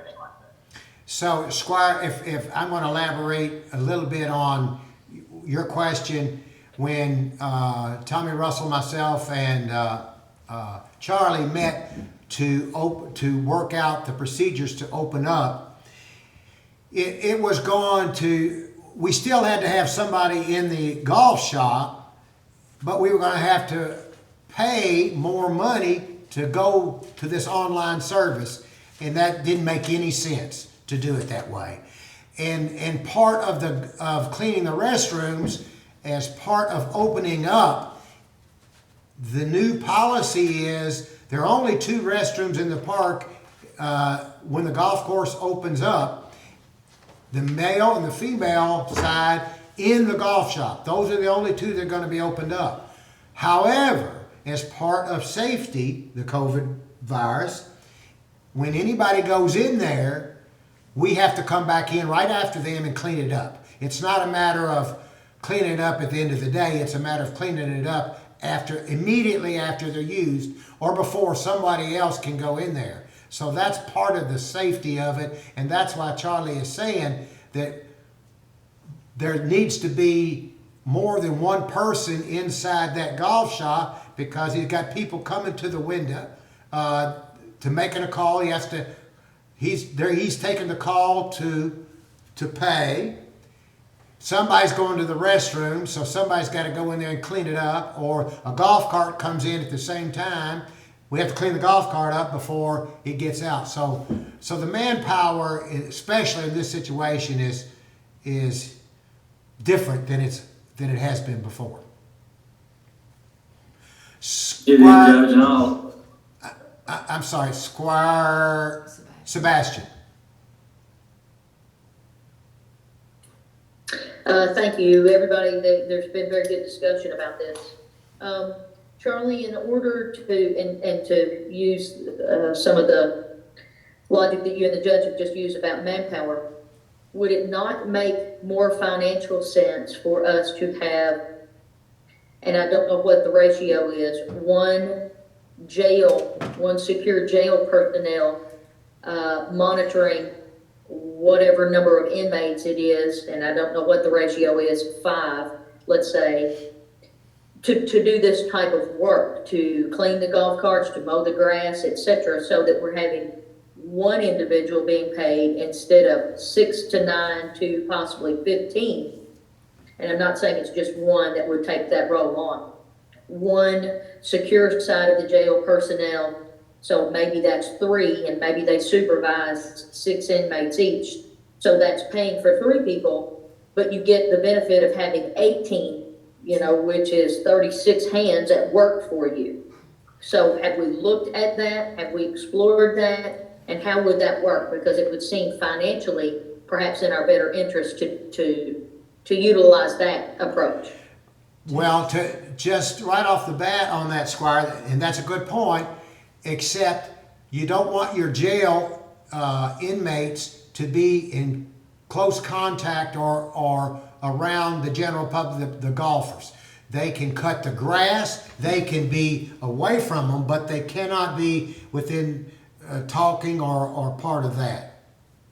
No, I understand that because I have to work with them when I'm volunteering at the senior center, same thing. So I'm saying, I don't, if you're sanitizing golf carts, I don't know that would you pull them to an area there somewhere behind or near the pro shop where they wouldn't be in direct contact with the general public? If you pull them off to sanitize the golf carts and obviously to do the mowing, because it sounds like you have a lot of staff doing the mowing.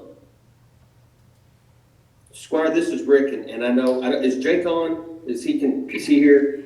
I am. Can you hear me? And this probably, yeah, I just wanted to ask Jake a question because I know that I've been getting various bulletins and stuff, etc. It was my understanding at one point, and Jake, correct me if I'm wrong, from corrections, that regarding community service, etc., because of exposure to the public, that there were certain things that community service inmates can no longer do. And I would assume that cleaning up after somebody in the bathroom places them in biohazard access that could potentially bring back the facility infection, which is to be avoided at all costs. And I was under the understanding that those kind of activities can't be done by inmates at this point.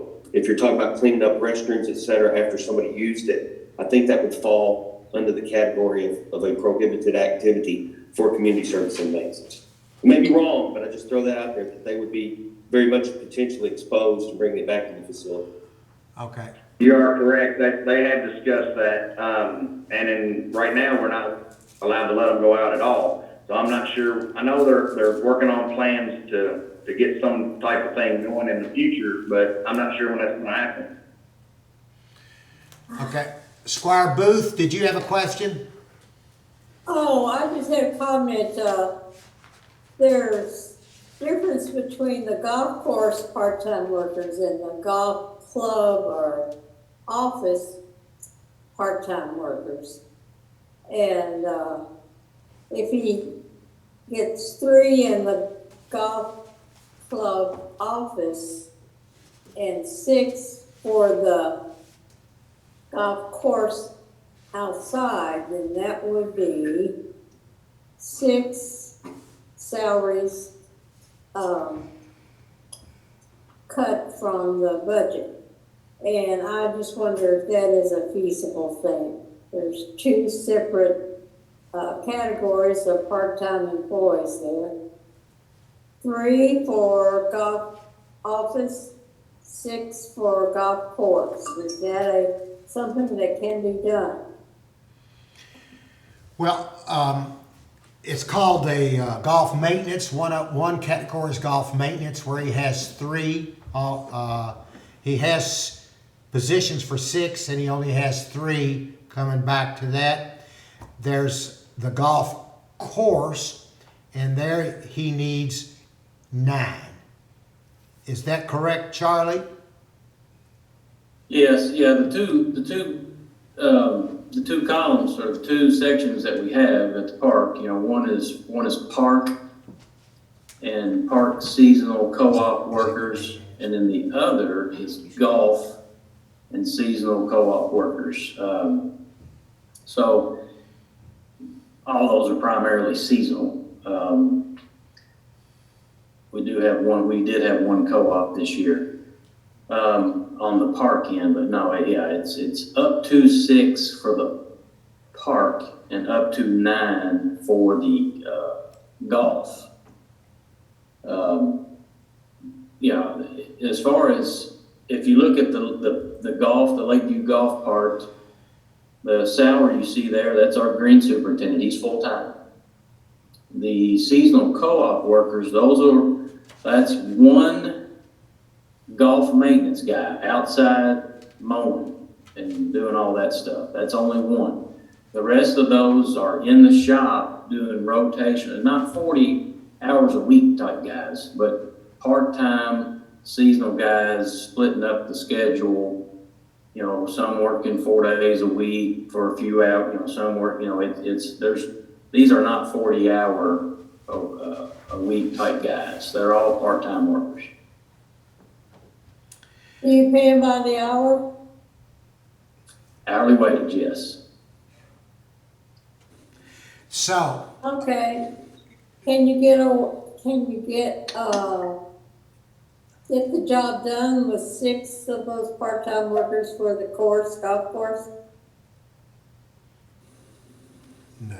It's based on. Well, it says 9 part-time workers on there out on the right-hand side, and one of those is you know, 8. Let me say this: 8 of those would be in the shop or up and around the shop, taking care of the range and taking care of the tee times, range reservations, restroom cleaning, golf cart management. You know, we would need at least 8. You know, I might have to hire some high school kids to come in and trade it out for free golf or something to wash golf carts. Okay, Squire Booth, you have something else?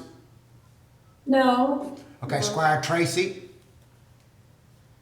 Thank you, Judge. Charlie, quick question. Obviously, you all have been in discussions about opening the course back up. So on an average day, with it opening back up under the provisions that have been handed down, what does a schedule at the golf shop look like? How many of these part-time employees do you have working on Monday morning from open to close? And the reason I ask is I think during these times we have to look at if you're saying that it could be possibly 2 or 3 people working at that time.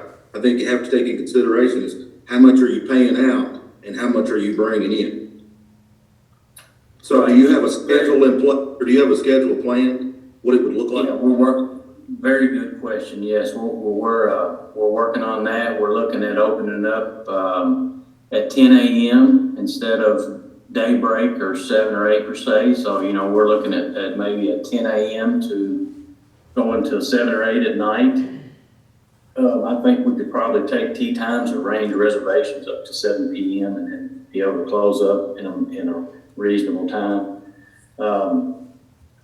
And as far as the range goes, that individual would just work on an as-needed basis. As the range gets full of golf balls and they need to be picked and cleaned, that may not be necessary every day.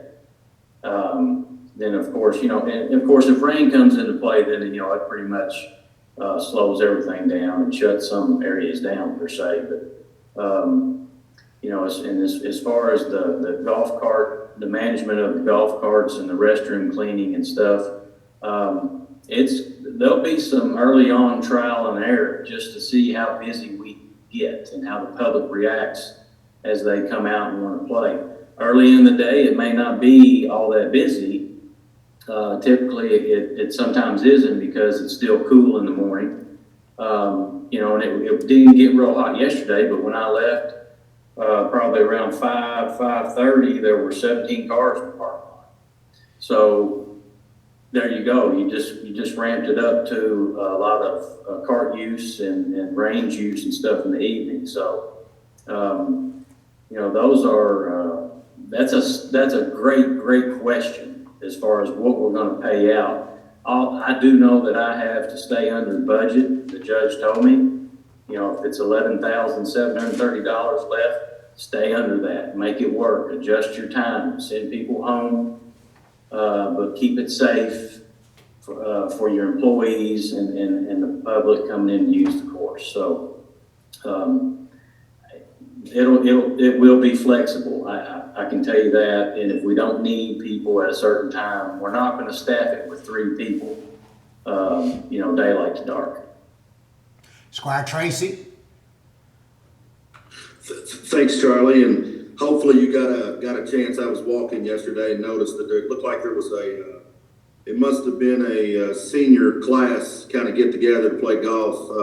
Hopefully Jacob got to partake in that round of golf yesterday as well. But again, I guess my question is what type of plan do you have in regards to who's going to do what, how they're going to do it, and the time that they're going to do it? And I'm sure you all are looking at it, so I'm just asking. We are looking at it. You know, we need somebody in there on the phone. You know, and all these people filling these positions would, you know, they're going to have to multitask.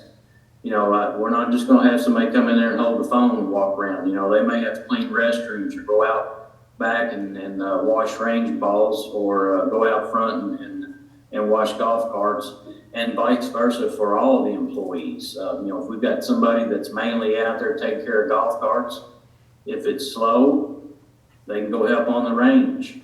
Yeah, if it gets real slow, hey, maybe you need to come back this evening, or maybe you're done for the day. It's not. Trust me, that's a great question. I appreciate that. You know, our guys, they only make a little over $8 an hour.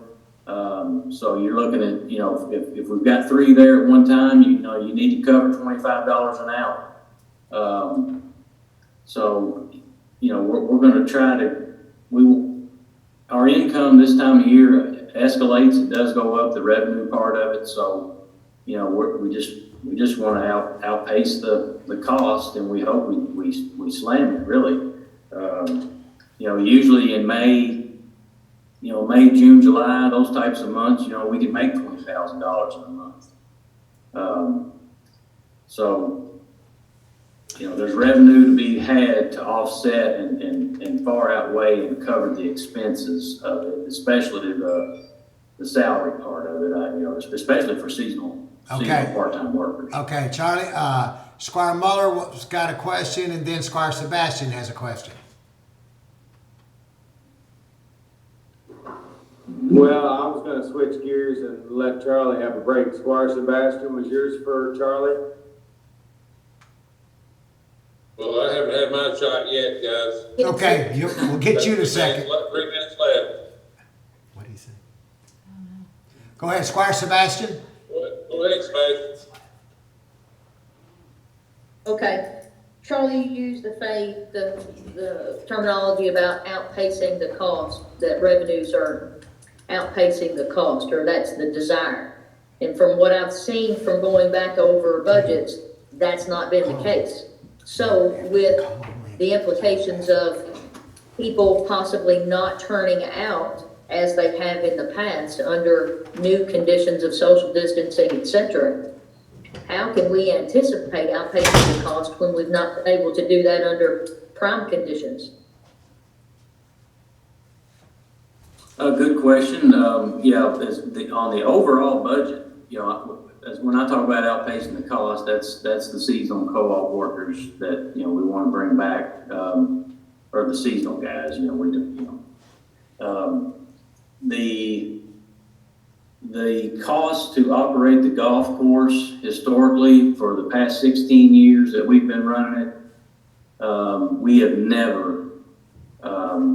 we've never broken even. It's always cost, you know, 1 year 20,000, 1 year 50,000, 1 year 30,000.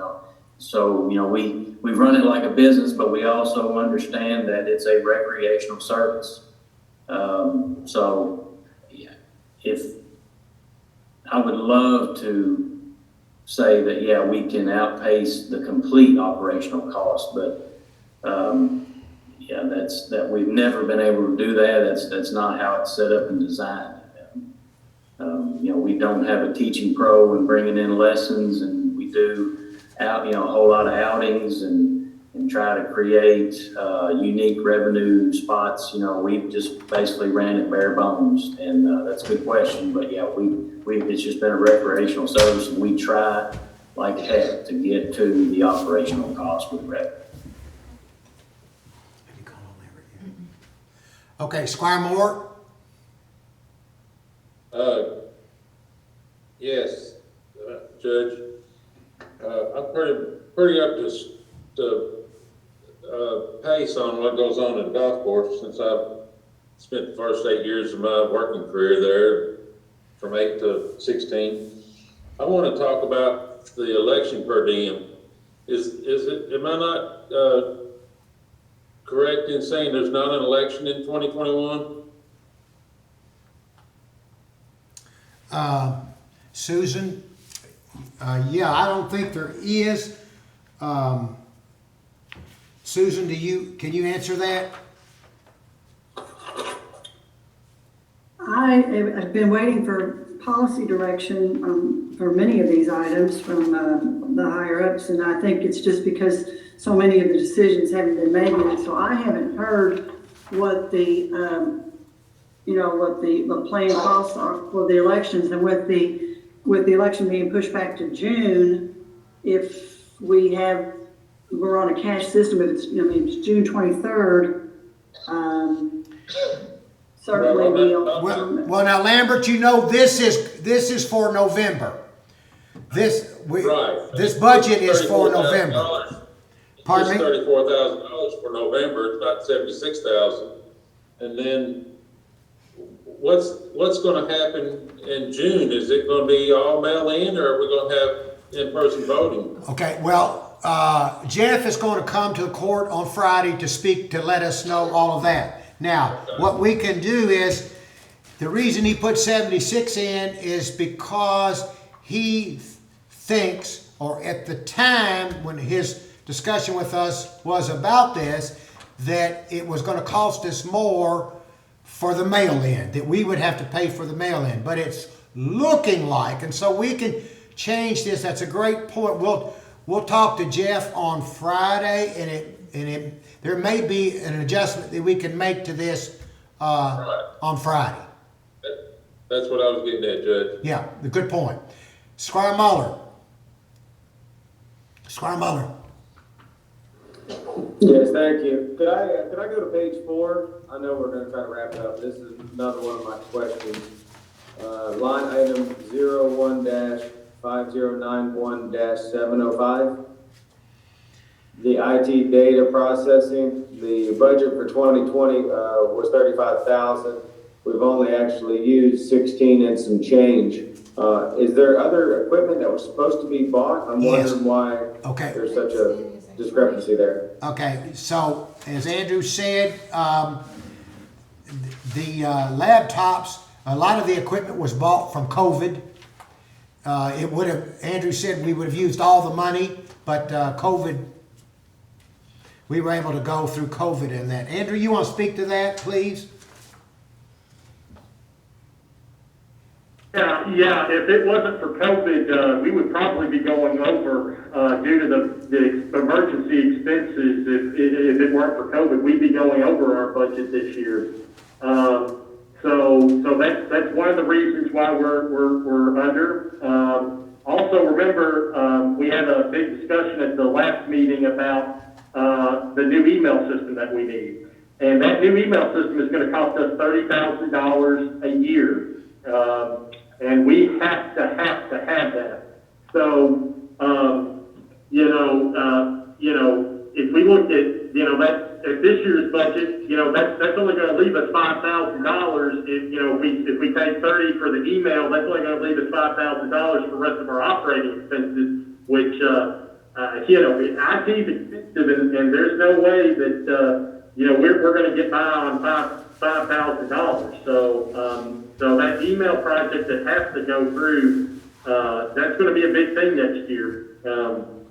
That's going to be a big thing. Okay, sorry, Andrew, my thing cut out, so I probably missed most of what you said.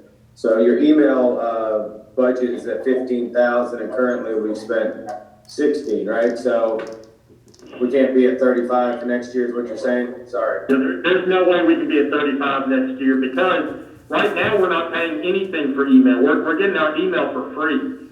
So next year we're going to be paying around $30,000 for our email alone. And that's, so with this year's budget, that's, if we were at this year's budget, that's only going to leave $5,000 for everything else. And our subscriptions, which I don't know what that is, but I mean, the subscriptions are a lot, for our, silence, our cyber security, our monitoring, plus just general expenses. I mean, we're gonna need a lot. Yeah, we're gonna need a lot more than $35,000 next year because the email project alone is going to be $30,000. Squire Sebastian? Thank you. So Andrew, are you saying that laptop purchases are something that are we factoring that in on a rotational basis where we are cycling old equipment out and new equipment in, and this COVID dollars that just came to us assisted us with that because they were pieces of equipment that would have gone to those staff that handle a variety of tasks? I'm just trying to understand how that took care of the laptops. Well, originally, we did not have a whole lot of, we had a few basically loaner laptops. We did, prior to, just this past couple of months, we did not have a lot of laptops. So we had a few that we loaned out, a few here and there. But obviously when we went into the emergency situation and with people needing to work remotely and all of the different things we had to do because of the COVID situation, we purchased 9 laptops and, that was about, I'm just approximating here about $10,000. And before I knew that we were going to have COVID, I told the judge, I was like, Judge, we're going to, my budget's going to go over because I hadn't planned to purchase 10 new laptops because I hadn't planned on a global pandemic. So that's the reason we had to do that. But that's I think even that's a good. We've been lucky so far. We haven't had a lot surprise expenses.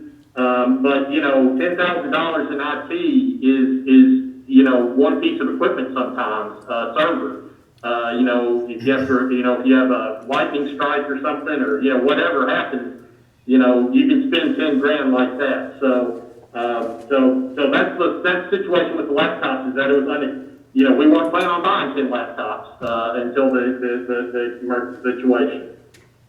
So my question is as we replace equipment, we should be thinking about replacing those desktops with laptops that make them more portable for the usage that we have. And then after this, I have one question. So if you can address that, Andrea. Okay. Yeah. So we are replacing. Before I got here, the replacement schedule on pretty much all of the IT equipment was when it broke, and that's not good. So yes, we are trying to, to replace things as we go more, not waiting till things break, because then you get into emergency situations where people are like, oh my gosh, this is broken, we gotta fix it now, versus when you plan for it. So yes, that's something that we're trying to do. The laptop situation was a little bit unusual. It's an emergency, obviously, but yes, we are trying to phase and not have to, just wait till the last minute till things break, and, you do that phased approach, and yes, we are trying to do that. So, Andrew, I think Squire Sebastian's point is well taken, and that is the new norm is working from home as well as working from the office. So and I know you've replaced 2 or 3 this year servers. Maybe it's a better idea to start looking at and thinking about instead of replacing servers, which are expensive, that we start with the new mindset of laptops as we move forward. I think that's where Squire Sebastian was going from too. Obviously yes. I mean, we have the laptops now, and obviously they're going to be getting a lot more use, and we may be moving away from desktops. I'd say that's very yes. Squire Sebastian. Yeah, all I was gonna say is that makes more sense. I mean, it makes your workstation more portable that you can take with you when you do have to go to the field, etc. And, you get a better return on your investment there, where you're not having to use 2 pieces of equipment to replace 1. So, my other point, and I'm gonna offer something up to the budget.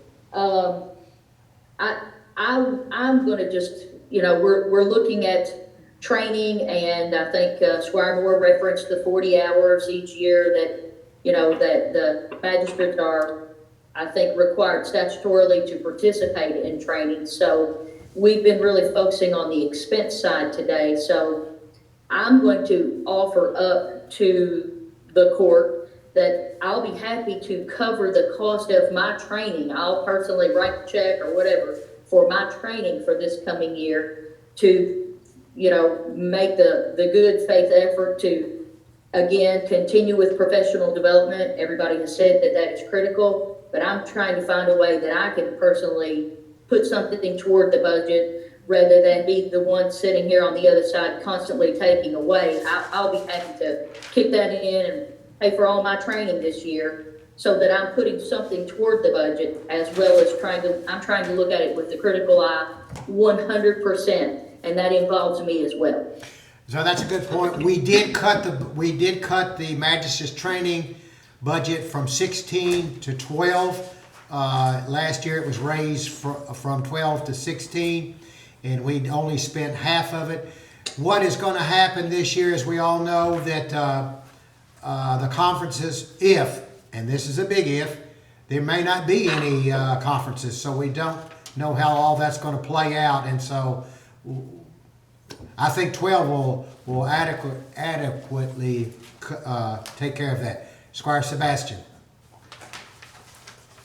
Yeah, and we need to all be mindful of why that had been bumped up last year, because you had an overlap of individuals from a previous court that were going out who had participated in training mid-year, and you had new individuals coming on the court that had no training that needed to get the professional development to skill them up. So just wanted to tell the full spectrum of the story. But again, Judge, being mindful of what has already been reduced in that line item, I just want to say from a personal point of view, when and if training picks back up in 2021, I'm happy to write the check for my own training, Okay. so that saves the county some additional money. Okay, that's fine. And thank you. Squire Tracy? I agree. I will pay for my training as well. Okay. That's fine. If you want, if we're looking at cutting, I'd be happy to bring up something. If you want to go along with that, Squire Muller. Squire Muller.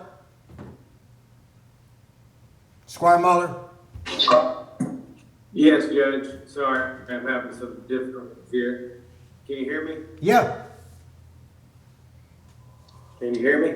yes, we can hear you. I would just like to jump on board with that, and I'm willing to pay for all my training also. That's the least I can do. I think that's great. Let me ask you this. We can save $5,400 if you all are willing to give up your $900 allowance for meetings. I don't see us having meetings to the end of the year. So are all of you all willing to give up?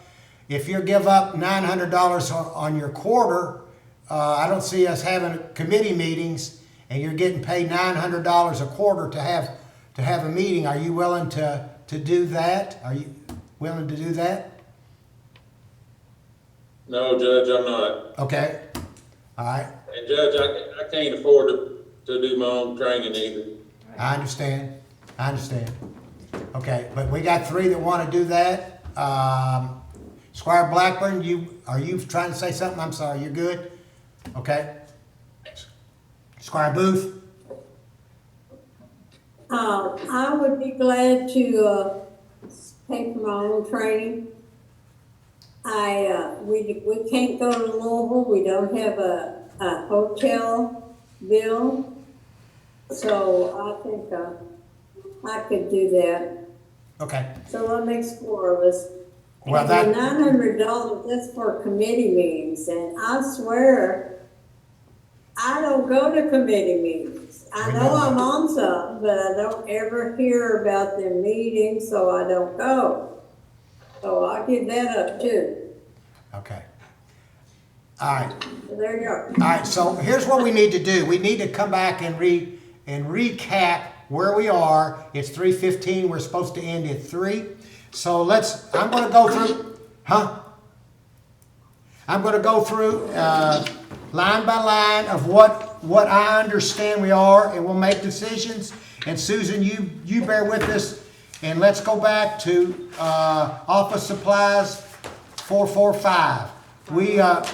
I believe that we are going to cut. It was agreed upon that $2,500 would be taken out of office supplies. If you could give me a show of a thumb. No. Squire Sebastian, I'm sorry.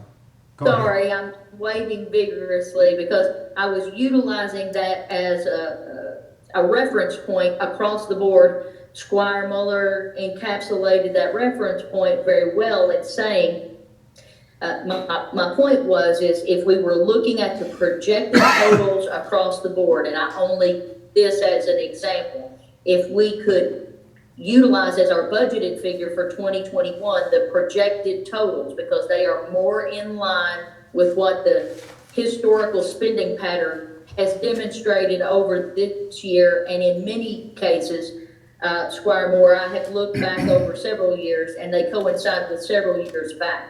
So I was only using that as an example, Judge. I'm going down through all of the expenditure line items, and what I'm proposing, as Squire Muller said earlier, to use the projected expenditure as the 21 budget figure across the board in the budget. Susan?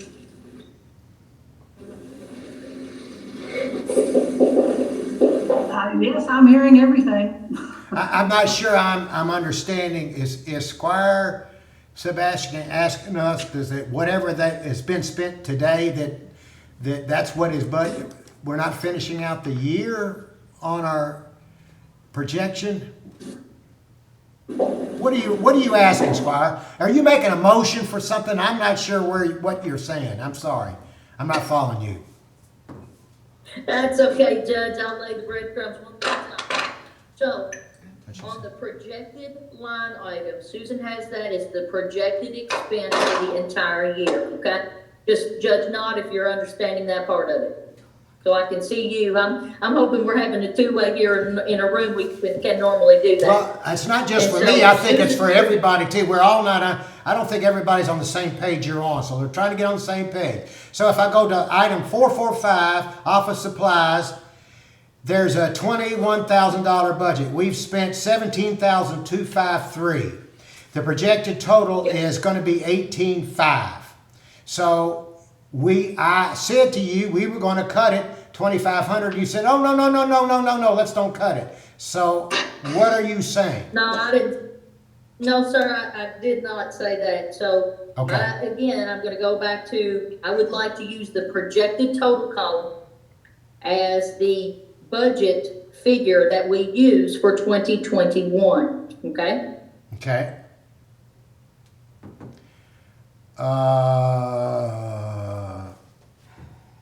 Susan, does that... Judge, I would, Let me ask, hold on, Squire, if you don't mind, because this is not how I thought you were presenting it. I'm sorry. And I was going along line by line, and now you're talking about the overall budget. You go from, so what, Susan, what are your thoughts about that? Are you okay with that? Is that where you want to be? I'm not sure. Is that going to help us, hurt us? Well, Judge, I think I hear clearly what more than one magistrate is saying, is that to use the current year's projected year-end spending as a method for additional cuts, and more than just those two line items. They were just an example of two of those line items. And if we have a spending freeze right now, then basically what we've spent today will become our budget for next year. Now, the question is, which line items are we talking about? Is that going to include the county attorney's office supply line item and the county attorney's office equipment? Is that going to include, every department's office supply line of it? Is that in conferences, or is it supposed to be every single line item? Certainly, we were talking at length about the golf course and the park. I did not hear any discussion about the splash pad or the fair. And those two events, if those don't happen, then there'll be considerable savings in utilities line items based on what kind of services we're going to be conducting. And I do appreciate Lambert's. Madam Treasurer, it's my understanding. I was just gonna say, Madam Treasurer, it's my understanding the fair has been canceled from a fair board member. There are utility savings clearly in the park utilities line items that have not been identified in the 2021 budget. And that was not brought up or discussed, nor the splash pad water utilization and what kind of change that might have, which was fairly significant. So we could have a $20,000 utility savings at the park. We do have Just decide whether we want to take 2,500 out of the general fund for office supplies and go on to the next item. Okay, hold on, Squire Booth, just 1 second. Squire Tracy. Judge Wells, quick question, Charlie, for you as well. Would the splash pad, I believe it would, but would the splash pad fall under the guidelines of swimming pools? I know that we've got it posted as a swimming pool, but would it fall under those guidelines? Yes, Squire, I believe it would. Yeah, we're counting it as that. I've got Jeremy in here. Jeremy wants to make a comment about using projected as next year's budget.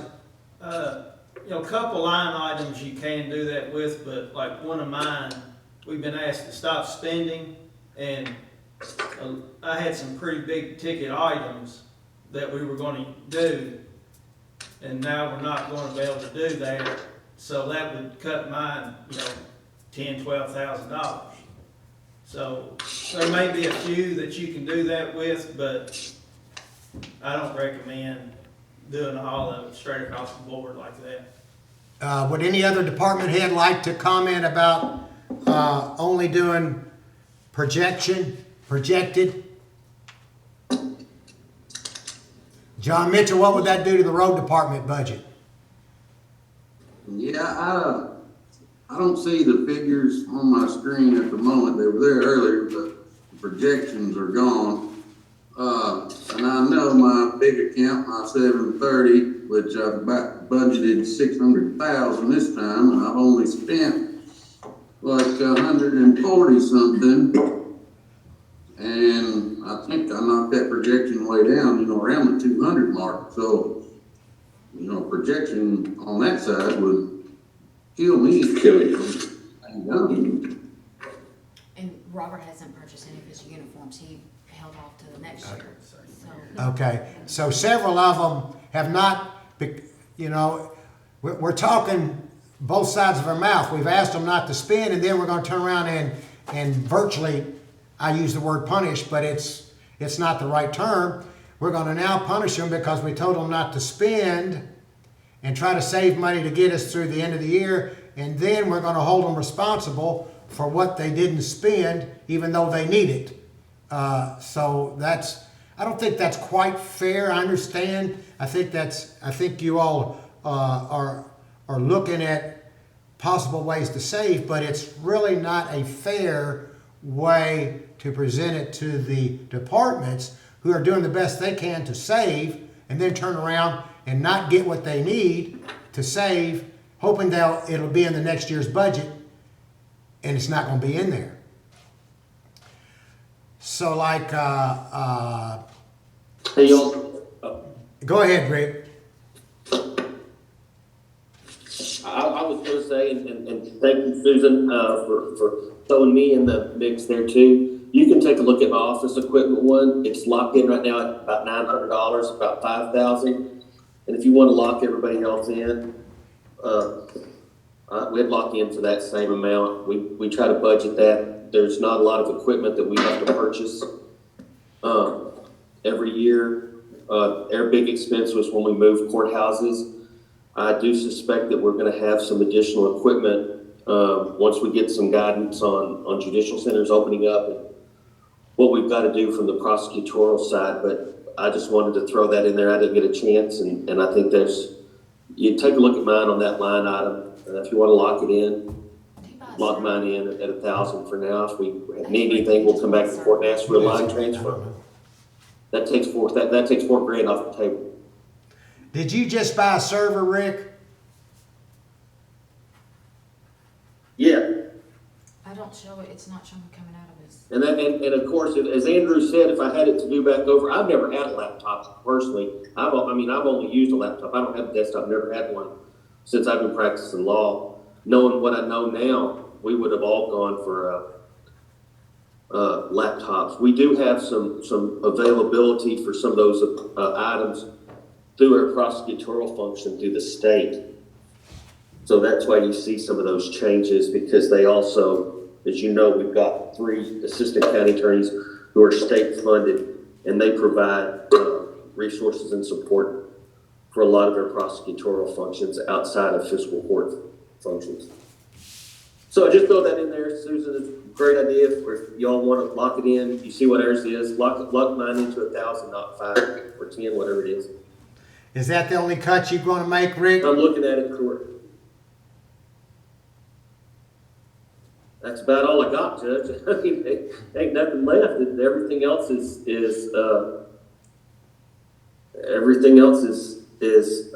staff. Okay. All right. So I don't. But that is $4,000. Okay. So Susan, there's $2,500 in office supplies in 445. There's $5,000 in conferences in 569. Are there 4 votes to eliminate the part-time inspector? Michael, are you making a recommendation that we eliminate the no, JW, are you making a motion to eliminate the part-time inspector? You brought that up. I'm sorry, the full-time inspector that's part-time that's paid part-time by us. Are you making a motion? Can you hear me? Yes. Well, I brought it up as an issue to look at. I think we probably need to discuss it more with the city manager and Mr. Hewitt, the director of planning and zoning, to try to get a better idea of what's going to work best. I don't just want to cut a position and call it saving money. I want to do what's best for our community, for the city and the county. And I think we need to talk more about it. All right, so right now, that's in there. Squire Oh, Muller? and Judge, just for clarification, Judge, you can't entertain a motion. There's no action can be taken. Sorry. Squire Muller? Excuse me, Judge, I'm I sorry. would just Ricketts. go back to, Hold on, Squire Muller's turn, Squire Tracy. I would just go back to, I would like to ask that Susan represent the budget using the projected numbers.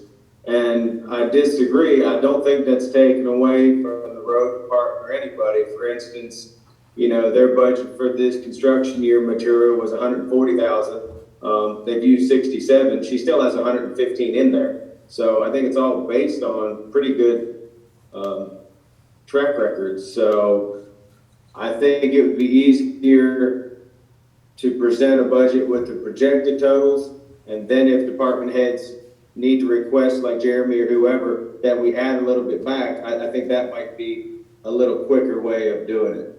That's just my opinion. Okay, that's just, okay. And so that is your suggestion. We do have a budget in front of us. I need 3 other votes, or 3 other ideas with that same suggestion. Is that how y'all say that?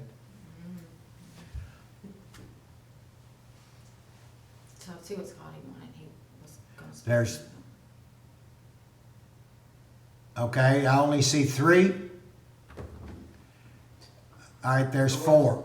There's 4 with projections. Okay, Susan, so, Judge, yes, Judge, yes.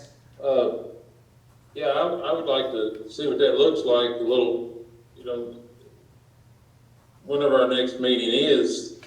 That's Friday. You know, those numbers might change a little bit by then too. Yes. Yeah, that's I wanna look Friday. at it that way too. That's Friday. Susan, we're also looking at cutting salt by 35,000, uniforms at the road by 5,000, juvenile detention by 4,000. Now, we need to decide on, we'll go part-time at the park. Charlie's willing to cut 3 part-timers at the park. Are you all okay with that? Or do you want more? Well, it's based on the money, not the position. Right. So you need to look at that, you need to cut it based on. Hey, Judge? Yes. Judge? Yes. Would it be okay to wait until Friday till Susan gets us the projected numbers? Because obviously if we don't have to let anybody go, that's a better scenario. I'm just really curious, kind of like Squire Moore said, what the numbers is going to look like compared to what we have in front of them. Okay. All right.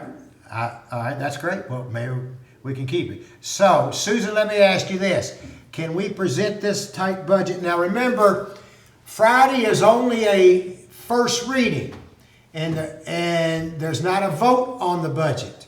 However, I'd like to remind you that once we get the first reading, you can make some minor changes, and I'm not sure I know what the definition of minor is, other than DLG says you can do minor changes. But if you come back and you start cutting again or whatever, then we have to do another first reading. Our next meeting is on the 28th of May, after Friday. So let's be cautious of what we do with the budget once we do something with the budget on Friday, let's be very careful about what we do from that point on. Squire Sebastian. Squire Sebastian. Yes, Judge, I'm asking, yes, thank you. Is there a rationale as to why we have to have the first reading on Friday since we have several court meetings in front of us still? Yes. Because just as you said. Yes. You know, it's nebulous as. I'll Sorry, tell you you go that. ahead, I'll finish. Yes, thank you. The rationale is that June 1st, the DLG would like to have our budget in, so they review it. So that gives them 2 or 3 weeks to review the budget. And Susan, you chime in whenever.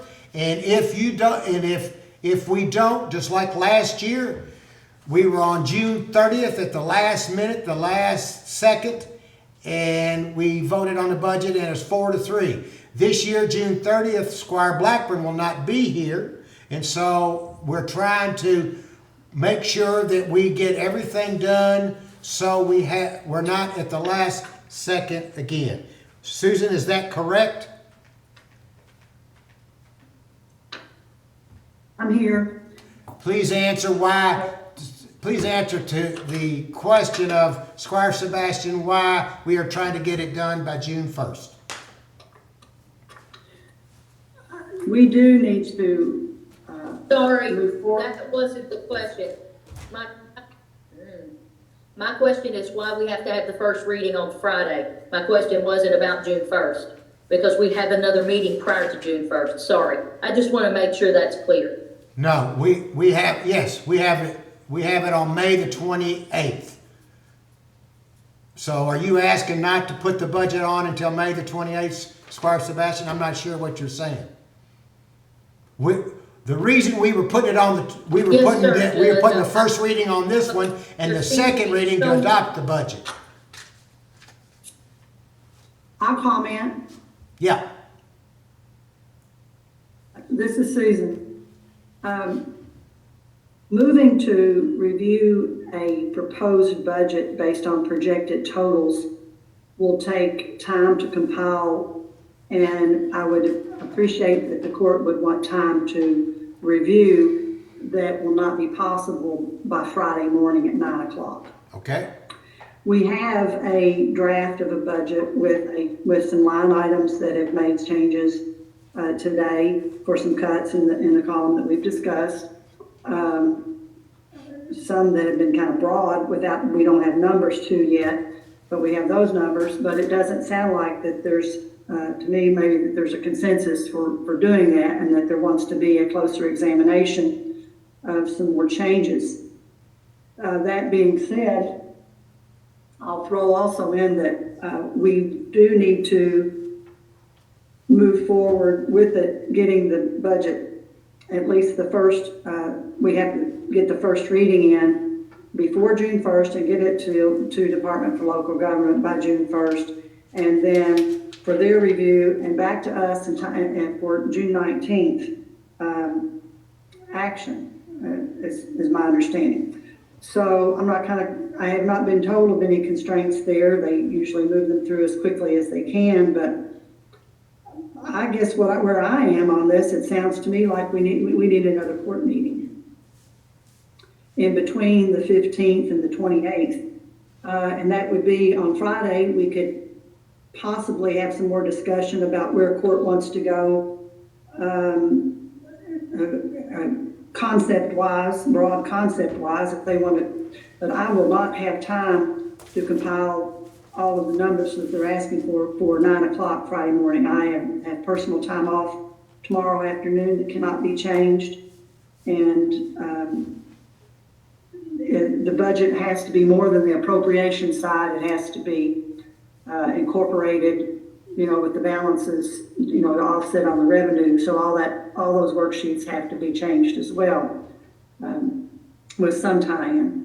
But so are you recommending we take the first reading off on Friday, Susan? Are you recommending that we do not have the first reading of the budget on Friday? If you have the first reading of the budget on Friday, it will pretty much be in the format that it is now. Let me just say this. I don't know that all of the projected totals are in all of the areas. No, I see a lot of gaps. So I have to populate those projected totals. Some of the departments have provided those projected totals. Some have not, but not just populating them, but maybe also double checking them with another set of eyes for somebody to review. And I don't see that happening. And to get it out to the court when they would want to see it. If they want to see it by 9 o'clock tomorrow morning so that they have a day to look at it, then I really am not equipped to work overnight to put that together and someone else do the review.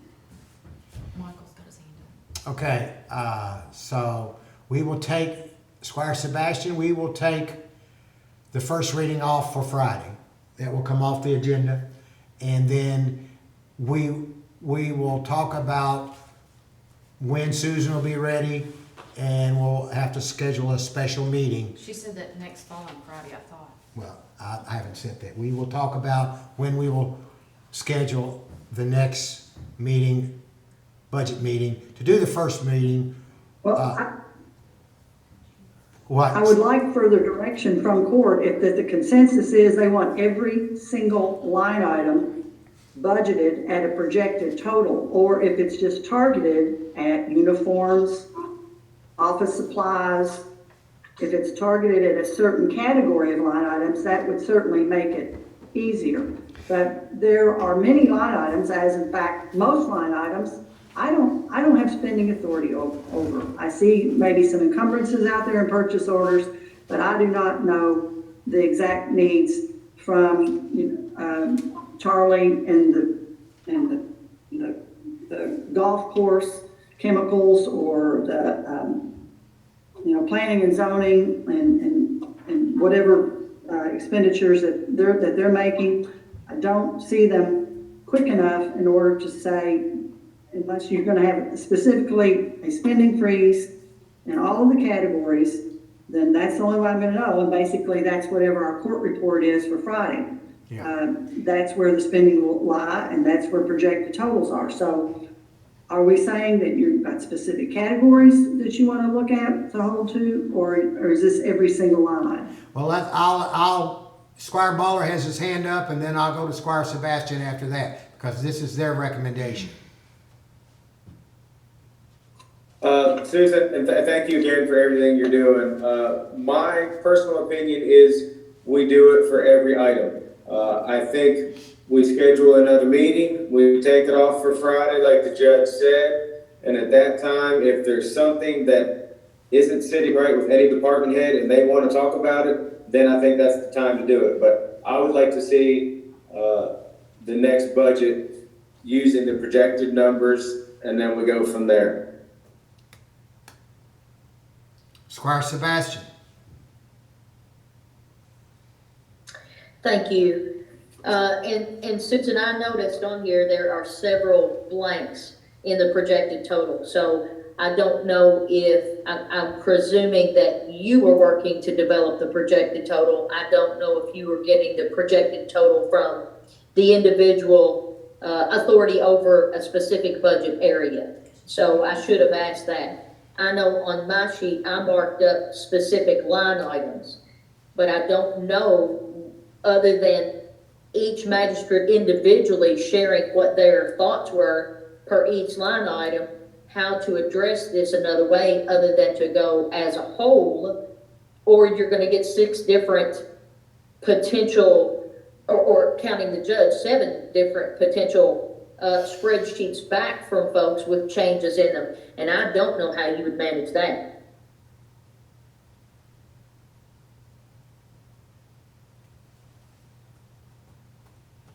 Okay. I understand. I hear you. Yeah. The jail, it was one, and the jailer did provide those. I think the jailer did provide the projected year-end totals, but there were several changes made, from the jailer's budget that they incorporated in the reflection of the document that we were looking at today.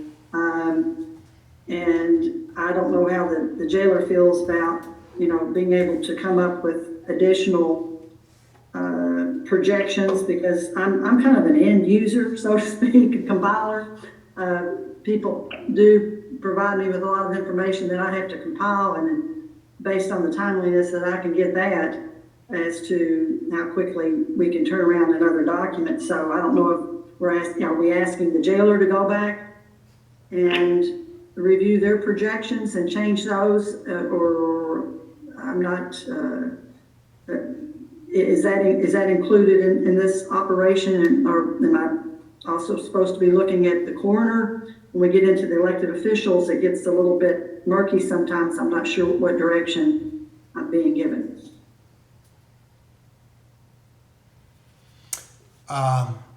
Okay. So Squire Booth? I say that we change the change the lines, that we had some sort of agreement on, and I believe Susan has already done that. As we were talking, bless her heart for doing it. And every line would be too much, I think, for somebody that works so hard to present what she has presented. So I do not think that you should go every line by projections, and I'm sorry for that, Michael and Squire Muller, I always do that, and Squire Sebastian, but I do not think that is reasonable. So I would say just the lines that have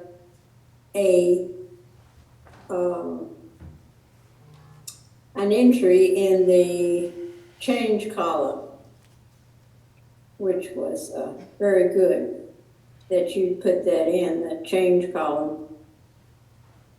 It's amazing. Okay. Thank you for doing Okay, that. thank you, Squire. Okay. Okay, so, are you all okay with that? Squire Moore, you okay with that?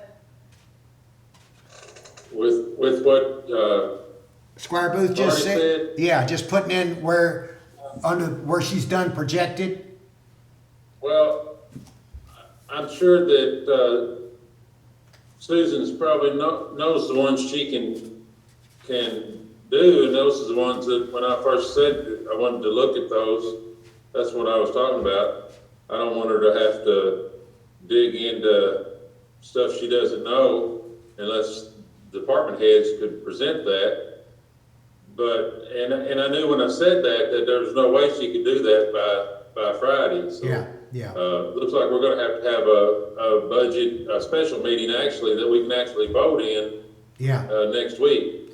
Well, I guess that's probably what we'll look at. Towards the end of next week. Yeah, we'll talk about that here at the end, but I'm just trying to get us to the end. We're already 45 minutes late, and I'm trying to get us to that end. And Judge, the fire department or the fire chief, if he's available, the projected totals, I believe the fire chief provided, but as you can see, there would be considerable cuts.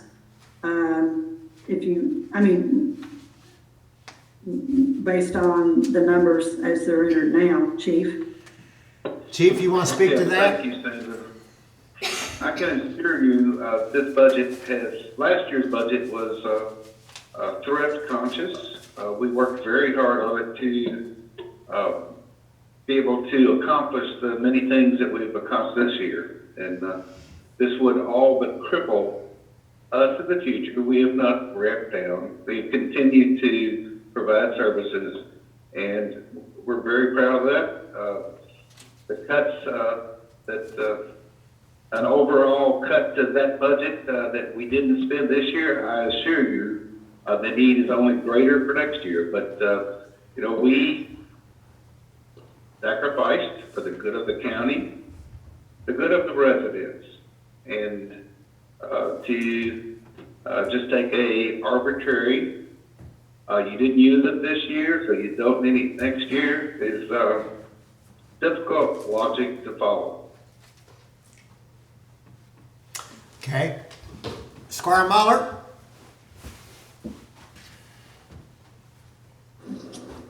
Okay, I know we're trying to wrap this up. I guess let me just say that if we can do the projected total and leave the fire and police alone, the emergency people. Well, this budget is not about police, remember. Totals down. If it's about public safety. What's that? This budget doesn't have the sheriff's office in it. He did ask for 2 vehicles. Okay, that's fine. So in saying that, then Susan can not do the fire and do everything else. And I know she already has most of them done, it looks like. So that's where I'm at, sir. Judge, this is Jake. Can I get some clarification This there? budget does, Hold this on. budget does have the sheriff's office in it. Who Hold missed on. that? The sheriff's office is in this budget. Hold on. Jay? Can I get some clarification on that? We're first responders too. Yep. Okay. And Plainview Road has public safety, and so is the road. Squire Muller, you wanna address that?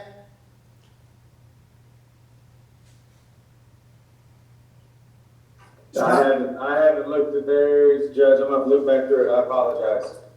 I'm gonna look at that. So, Jake, I'm assuming if he mentioned first responders, so you go ahead, you're a first responder as well. Yeah, I will concur with the fire chief. You know, we've made a lot of cuts, and we're to the point now where if we go too much further, I'm not, you know, I'm going to try to go after revenue, but I have to have officers to do it. We're good at 48. I've done that, and we're going to do the best we can do. So I'm going to concur with the fire chief. Okay. All right. So we have Susan. Is it about as clear as mud for you? Yeah, because I'm gonna say we've cut the road department to pieces too, so. Yeah.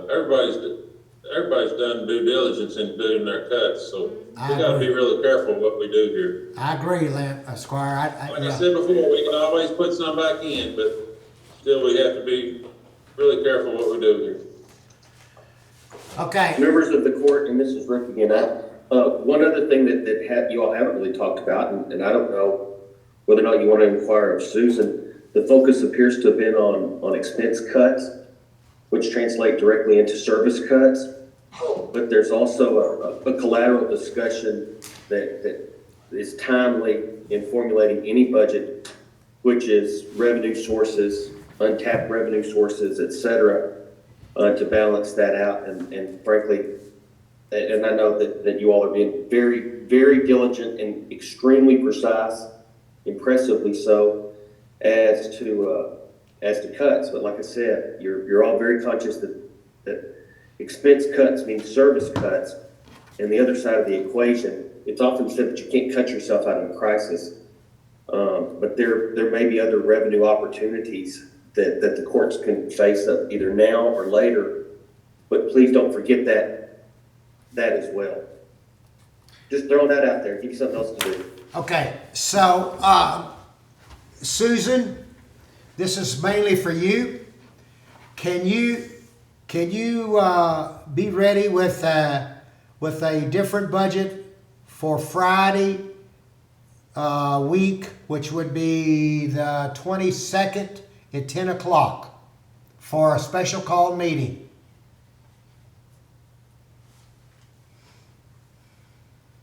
Certainly, I will start working on a budget and try to take into account all the concerns that I've heard today, and I'll try to have that out to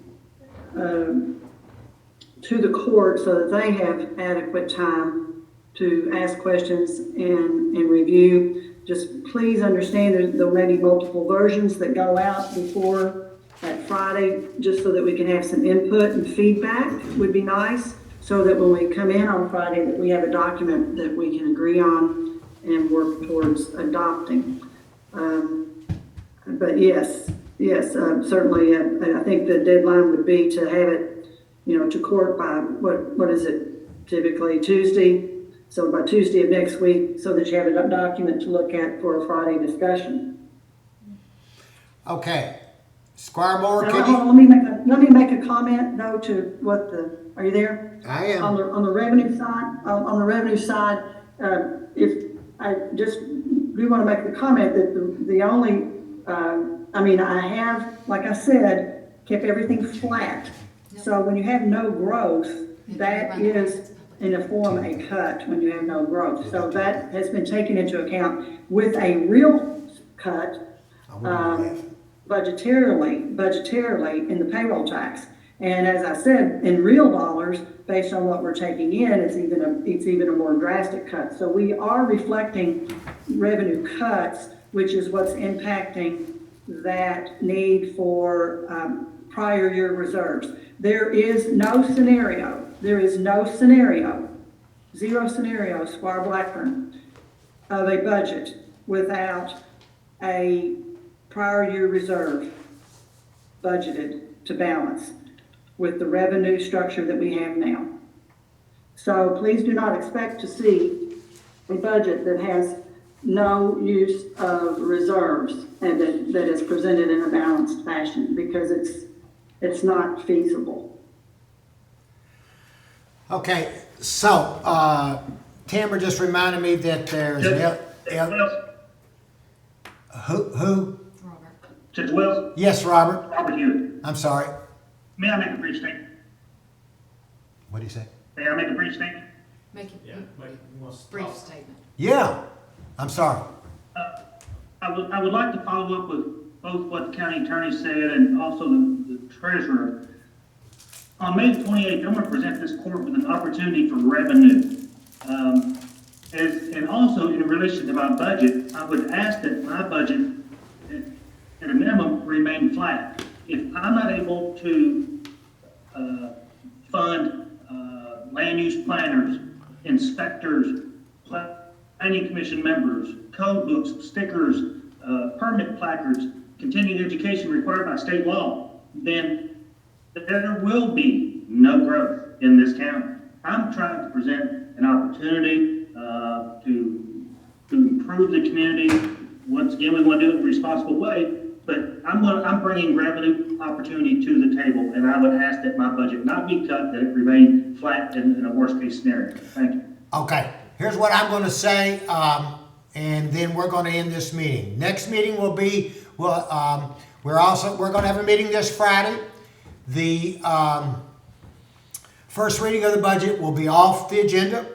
We're going to have a meeting next Friday, the 22nd, and I'm sorry, it's going to have to be at 11 o'clock, not 10 o'clock. It'll be from 11 to 1, or no later, so we can go through the budget, discuss the budget, and have the first reading. Now, at that time, before that time, I say to department heads, if you've got some issues with the project, with the projected budget, projected amount, you need to get a hold of Susan and talk with her if there are issues in your department that you can't do without. So if you do that, and when they come back to meet on the 22nd, you can explain why you're requesting that to the court.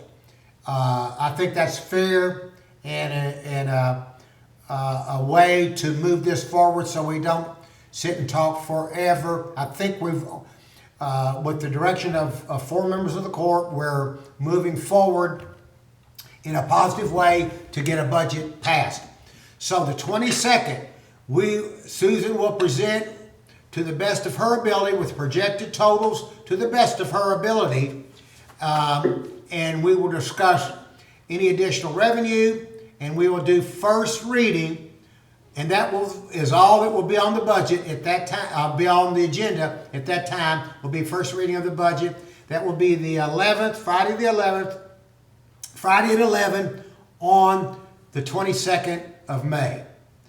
Any discussions on that? Any other response to that? Okay, is there a motion to adjourn? Moved by Squire Moore, moved by Squire Booth, seconded by Squire Moore. All in favor, fingers? Finger up. 1, 2. We are adjourned. Thanks, everybody. See you Friday. I'd rather do mine by voice, Judge. Pardon me? I'm going to do mine, I'd rather do mine by voice, because I have a concern that nobody noticed my haircut. I went through all the trouble to cut my own hair. Nobody's commented, but Jeremy did. I want you to know Jeremy did. He said you look kind of cute, but that's all I can say. I know there is no agenda item. Thanks, everybody.